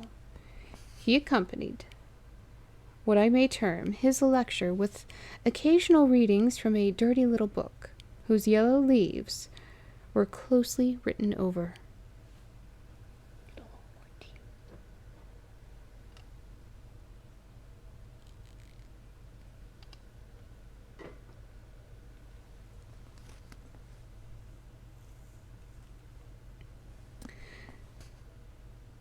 They sauntered together down the side aisle, opposite to the spot where I was standing, conversing as they went. They then began measuring distances by paces, and finally they stood together, facing a piece of the side wall, which they began to examine with great minuteness, pulling off the ivy that clung over it, and wrapping the plaster with the ends of their sticks, scraping here and knocking there. At length they ascertained the existence of a broad marble tablet with letters carved in relief upon it. With the assistance of the woodman, who soon returned, a monumental inscription and carved... Oh my goodness, I don't know what that is. It was the engravings. They were disclosed. They proved to be those of the long-lost monument of Mircalla Countess Karnstein. The old general, though not, I fear, given to the praying mood, raised his hands and eyes to heaven, the mute thanksgiving, for some moments. "Tomorrow," I heard him say, "the commissioner will be here, and the Inquisition will be held according to law." Then, turning to the old man with the gold spectacles, whom I have described, he shook him warmly by both hands and said, "Baron, how can I thank you? How can we all thank you? You will have delivered this region from a plague that has scourged its inhabitants for more than a century. The horrible enemy, thank God, is at last tracked." My father led the stranger aside, and the general followed. I know that he had led them out of hearing, and that he might relate my case, and I saw them glance often quickly at me as the discussion proceeded.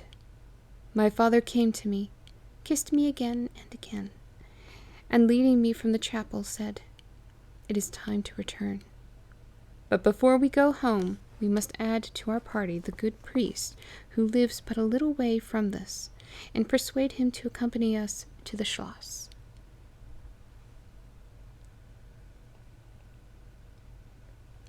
My goodness, it is cold in this room. I almost need a heater. I need to close these vents. In this quest we were successful, and I was glad, being unspeakably fatigued when we reached home. But my satisfaction was changed to dismay on discovering that there were no tidings of Carmilla.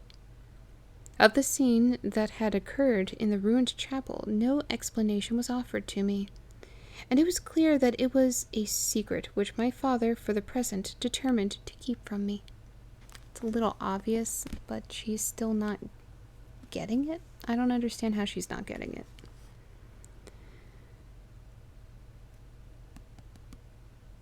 The sinister absence of Carmilla made the remembrance of the scene more horrible to me. The arrangements for the night were singular. 2 servants and Madame were sit up in my room that night, and the church guy, with my father, kept watch in the adjoining dressing room. The priest had performed certain solemn rites that night, the purport of which I did not understand any more than I comprehended the reason of this extraordinary precaution taken for my safety during sleep. Again, how are you not catching on? I saw it all clearly a few days later. How did you not see it clearly then? Again, are you dumb, Laura? I don't mean to be mean and say that, but how do you not see that? It's right in front of your face. I just look at her name. That alone gives it away. The disappearance of Carmilla was followed by the discontinuance of my nightly sufferings.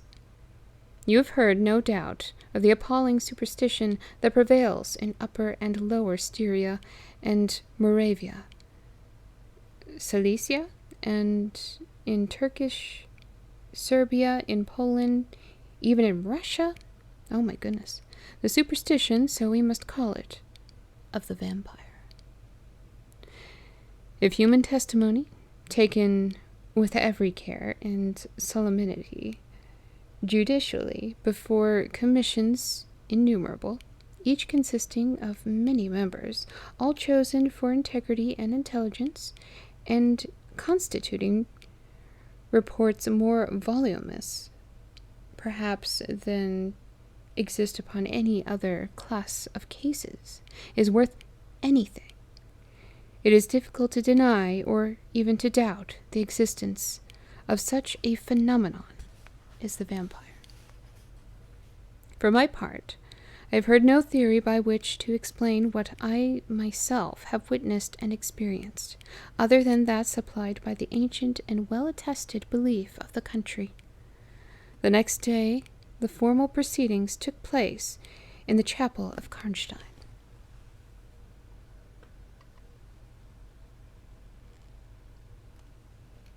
Okay, no one in chat. The grave of the Countess Mircalla was opened, and the general and my father recognized each his perfidious and beautiful guests. In the face now disclosed to view, the features, though 150 years passed since her funeral, were tinted with the warmth of life. Her eyes were open. No cadaverous smell exhaled from the coffin. The two medical men, one officially present, the other on the part of the promoter of the inquiry, attested the marvelous fact that there was a faint but appreciable respiration, and a corresponding action of the heart.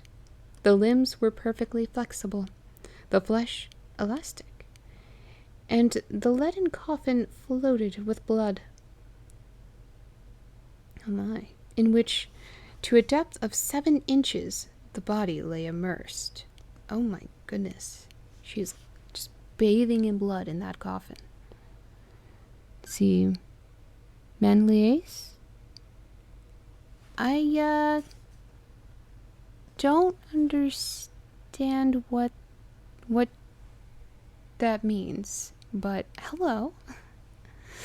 What tea am I drinking? Oh, it's just some refrigerated tea. I actually just kept it aside because I don't have my tea maker yet, and there's a command. Oh, Chewy Return is now following. Thank you so much, Chewy Return. And your name is quite cute. And thank you. But yeah, it's just some refrigerated tea.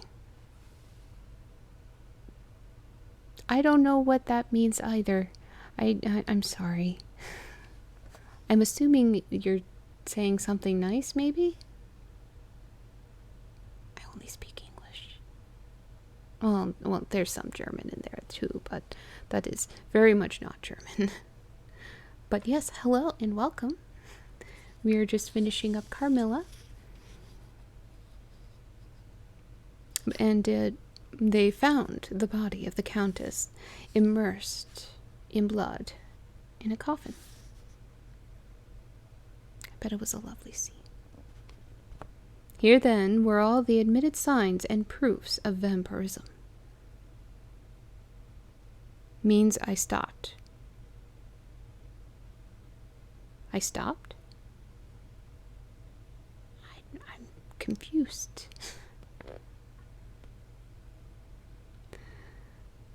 The body, therefore, in accordance with the ancient practice, was raised, and a sharp stake driven through the heart of the vampire, who uttered a piercing shriek at the moment, in all respects such as might escape from a living person in the last agony. Then the head was struck off, and a torrent of blood flowed from the severed neck. The body and head was next placed on a pile of wood and reduced to ashes, which were thrown upon the river and borne away. And that territory has never since been plagued by the visits of a vampire. Okay, so I'm not the only one that's confused. But nobody's saying anything rude, so that's okay. That's fine. I hope they understand what I'm saying. I appreciate that you're here. My father has a copy of the report of the Imperial Commission, with the signatures of all who were present at these proceedings, attached in verification of the statement. It is from this official paper that I have summarized my account of this last shocking scene. And now so that's the end of those official chapters. There is a little afterwards section that I'm assuming is still part of the story, so we're going to go ahead and read that. Take one more sip of tea. But yes, I don't have my tea maker, or my kettle. It's in a box somewhere. Wipe my nose real quick. But that tea is just kind of here for the command for the channel coins, you know, my fucks given.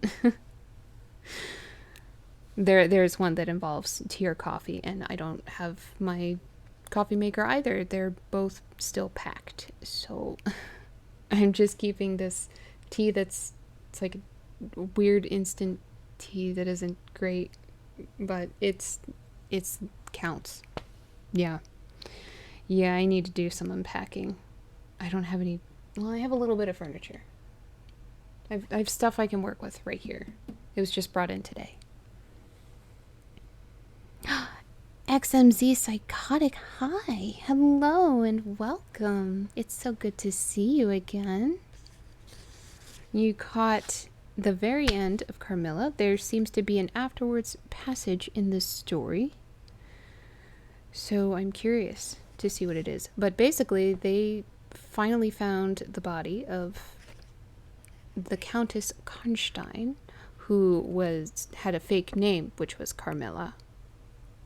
Oh, I'm okay. I'm very tired from this move and a little stressed out, but streaming has definitely been very helpful. And I had my first hype train today. That's so exciting. You gotta do with what you got. Absolutely. I'm just doing my best here. My second screen, excuse me, for streaming, trying to combine words here, and that's what happens, is actually just on a little step stool that isn't being used, and I have my drink on the bottom step. So that's my setup right now. And my laptop is on a foldable table. Excuse my voice. Hold on, let me get it back to normal. I should have done the drops. But that's okay. I may stream tomorrow. It won't be a reading stream, but it will be, gaming. I don't know if Indica wants me to do Animal Crossing stuff tomorrow or not, or Lotus. But I may do a little bit of that, or we'll continue some Stick of Truth. So my voice will be even more scratchy, but I'm overdue to do a 12-hour stream and then also a 24-hour stream. Which the 24-hour stream will be a mixture of games and reading, and if I can get it set up, drawing as well. And chatting, of course. Okay, so this afterwards passage. I write all this, you suppose, with composure. But far from it. I cannot think of it without agitation. Nothing but your earnest desire so repeatedly expressed, could have induced me to sit down to a task that has unstrung my nerves for months to come, and re-induced a shadow of the unspeakable horror which years after my deliverance continued to make my days and nights dreadful and solitude unsupportably terrific. Let me add a word or two about the quaint Baron Vordenburg, to whose curious lore we were indebted for the discovery of the Countess Mircalla's grave. He had taken up his abode in Graz, where, living upon a mere pittance, which was all that remained to him of the once princely estates of his family in Upper Styria, he devoted himself to the minute and laborious investigation of the marvelously authenticated tradition of vampirism. Hell yeah. Hell yeah. He had at his fingers and all the great and little works upon the subject. What was that? That was an odd noise. Okay. How they escaped from their graves. Oh, wait. Oh, I'm sorry. I'm skipping. That was odd noise. So, Magia Posthuma, or the Fliegen de Mirabilibus, Augustinus de Cura. Oh my goodness. It's different words for vampire, I'm pretty sure. Yeah, it's all these different words for vampires. That was indeed a weird noise. Yes. Okay, so it wasn't just... I shouldn't have noise things set up right now, but... And maybe they are. And I didn't know, because I don't know what I'm doing. Yeah, I don't know. I don't know what it was. Very confused. Was there a pop-up or something that showed up? This is not great for anybody who might be trying to sleep and listening to this. I'm so sorry. I don't know what that sound was.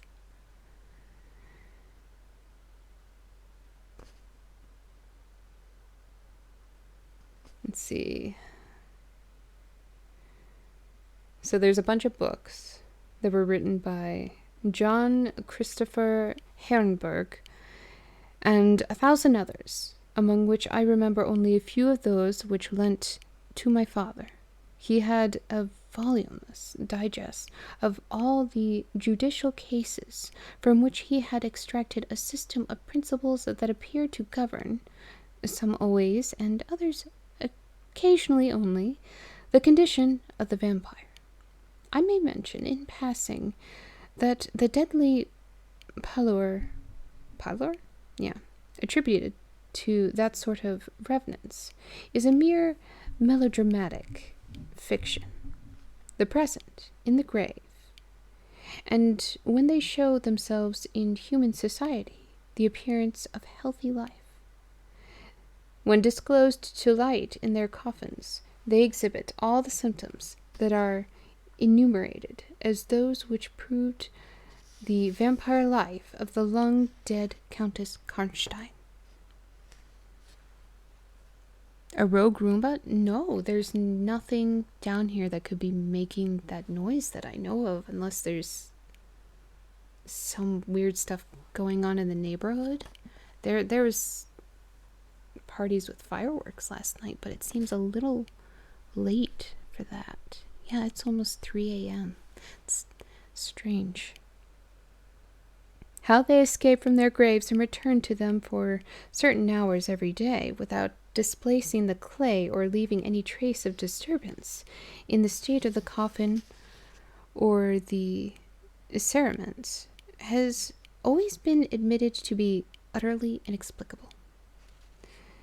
The the amphibious existence of the vampire is sustained by daily renewed slumber in the grave. Its horrible lust for living blood supplies the vigor of its waking existence.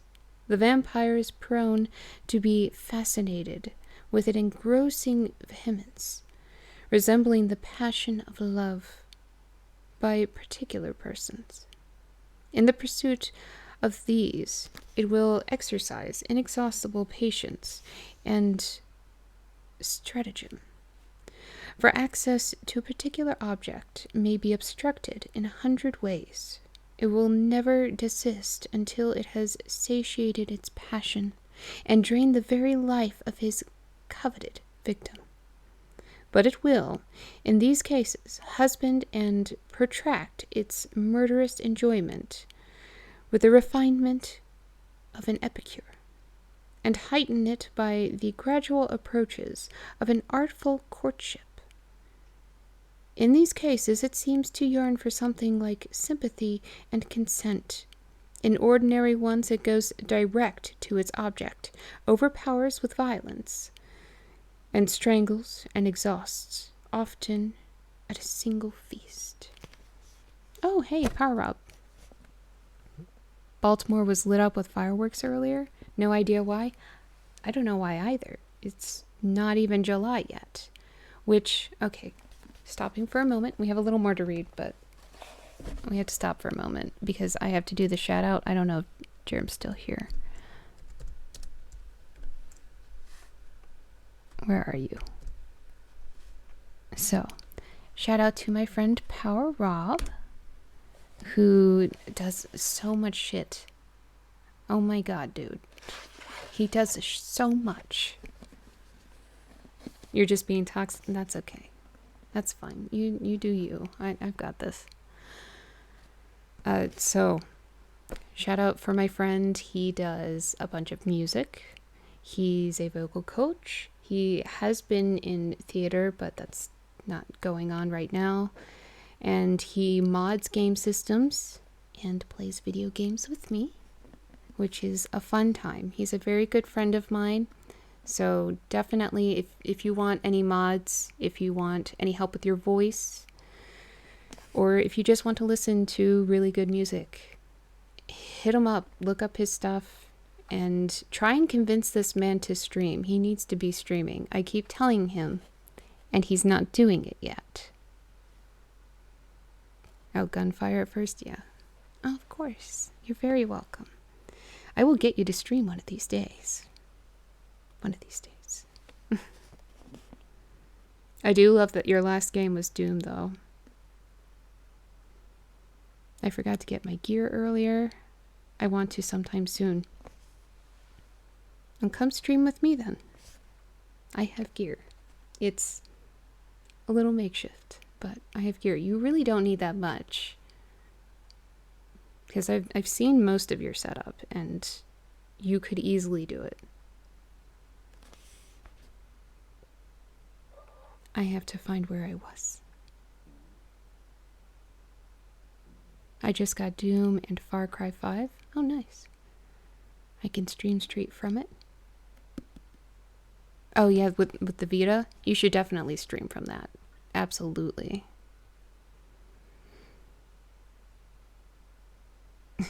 Dead by Daylight. Yeah, people are trying to get me to play that, and I will probably indulge them, but first I have to indulge Prometheus with Valheim, because he got that for me, and he got me the external hard drive, which will allow me to play it. I've done it before, but when I stream again, I want the green screen. I mean, you don't need a green screen, but okay, I can understand that you want a clean background. Well, no background, I guess. You would be using it to make just your head stand out. Oh no. I forgot you were playing that game. Apparently it's a very serious game with difficulty. So, respect to you for playing it. Valheim looks like fun. It does. It's brutal as hell, yes. From what I saw, it looks very brutal.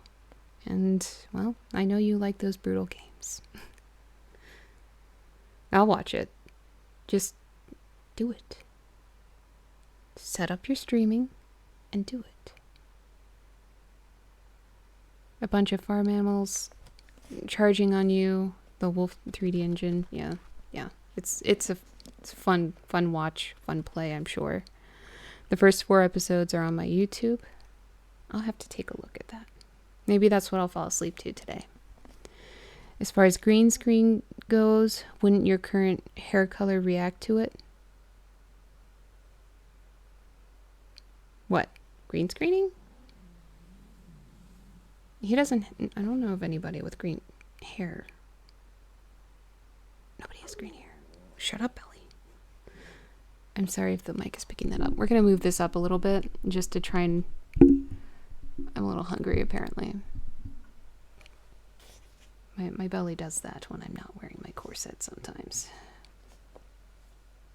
Anyway, everybody go to Power Rob's Twitch, follow him, and tell him to stream, damn it.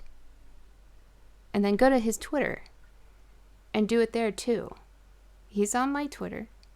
I will post his Twitter just for people to bug the fuck out of him to stream. We should all do that. And Rob, you missed the hype train earlier, which is probably a good thing because I started crying. Which, thank you. Again, by the way, that was very unexpected and very, very sweet. Anyway, we can finish reading this now. I'm sure there's a few people that were waiting for that while I was rambling. I had it on when I was working on... Oh, okay. So you did see. Okay. Yeah. It's, everybody's been very, very sweet today. Actually, they're very sweet every day. You guys are amazing. I lost my place. I'm not getting emotional again, I swear. I'm just thirsty.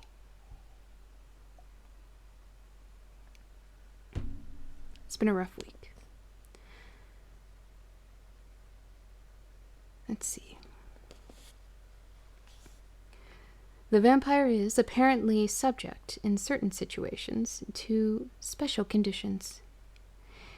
In the particular instance of which I had given you a relation, Mircalla seemed to be limited to a name which, of her real one, would at least reproduce, oh my, without the omission or addition of a single letter, those, as we say, anagrammatically, which compose it.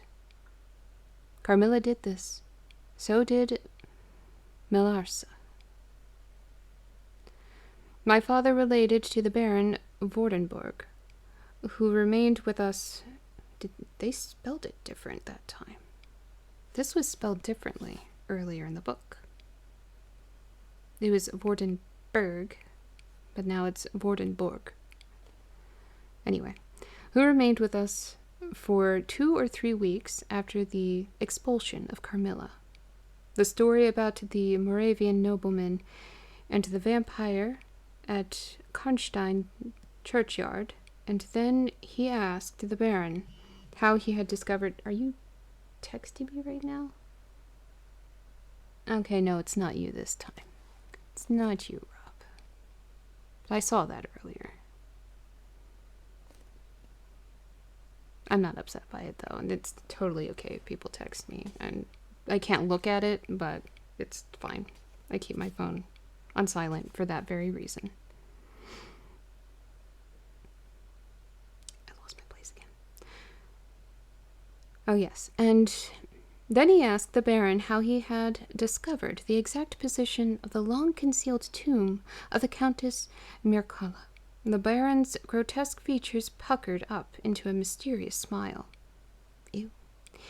He looked down, still smiling, on his worn spectacle case, and fumbled with it. Then looking up, he said, "I've many journals, and other papers written by the remarkable man. The most curious among them is one treating of the visit of which you speak to Karnstein. The tradition, of course, discolors and distorts a little. He might have been termed a Moravian nobleman, for he had changed his abode to that territory, and was beside a noble. But he was in truth a native of Upper Styria. It is enough to say that in very early youth he had been a passionate and favored lover of the beautiful Mircalla, Countess Karnstein. Her early death plunged him into inconsolable grief. It is the nature of vampires to increase and multiply, but according to an ascertained and ghostly law. Assume, and at starting, a territory perfectly free from the pest. How does it begin, and how does it multiply itself? I will tell you, a person more or less wicked puts an end to himself. A suicide, under certain circumstances, becomes a vampire. Oh, hey, I didn't know that. The specter visits living people in their slumbers. They die, and almost invariably, in the grave, develop into vampires.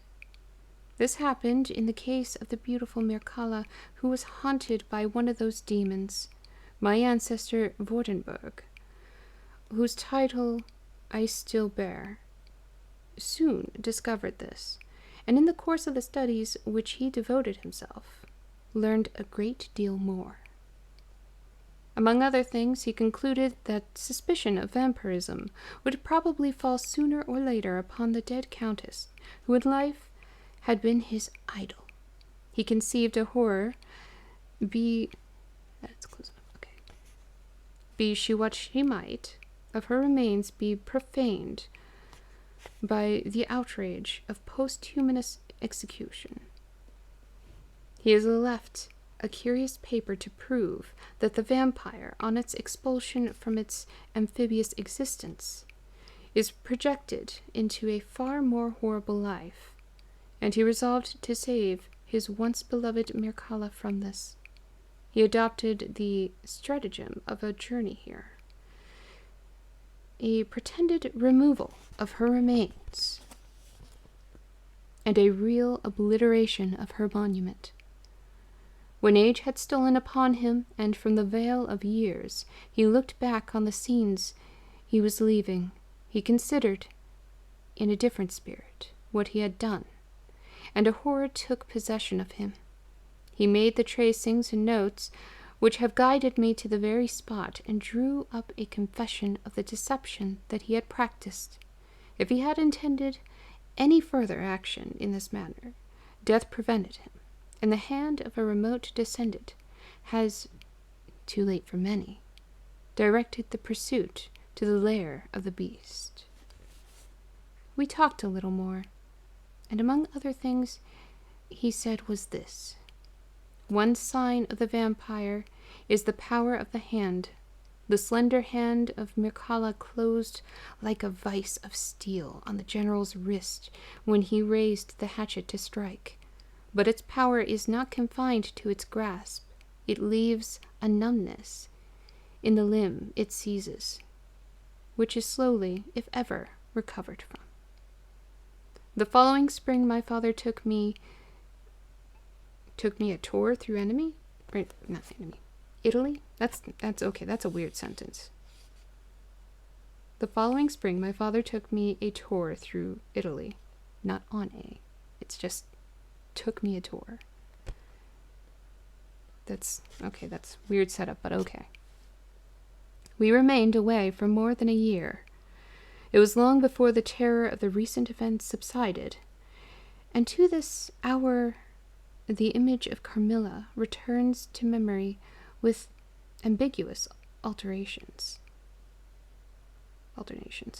Sometimes the playful, languid, beautiful girl, sometimes the writhing fiend I saw in the ruined church, and often from a reverie I have started, fancying I heard the light step of Carmilla at the drawing-room door.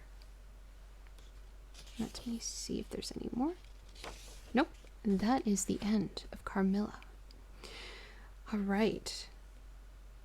So, when I do start reading again, which possibly might be Tuesday, my schedule's a little up in the air, but as I figure it out, I will let people know on Twitter and Facebook, and also my Discord, which, let me do this. Discord.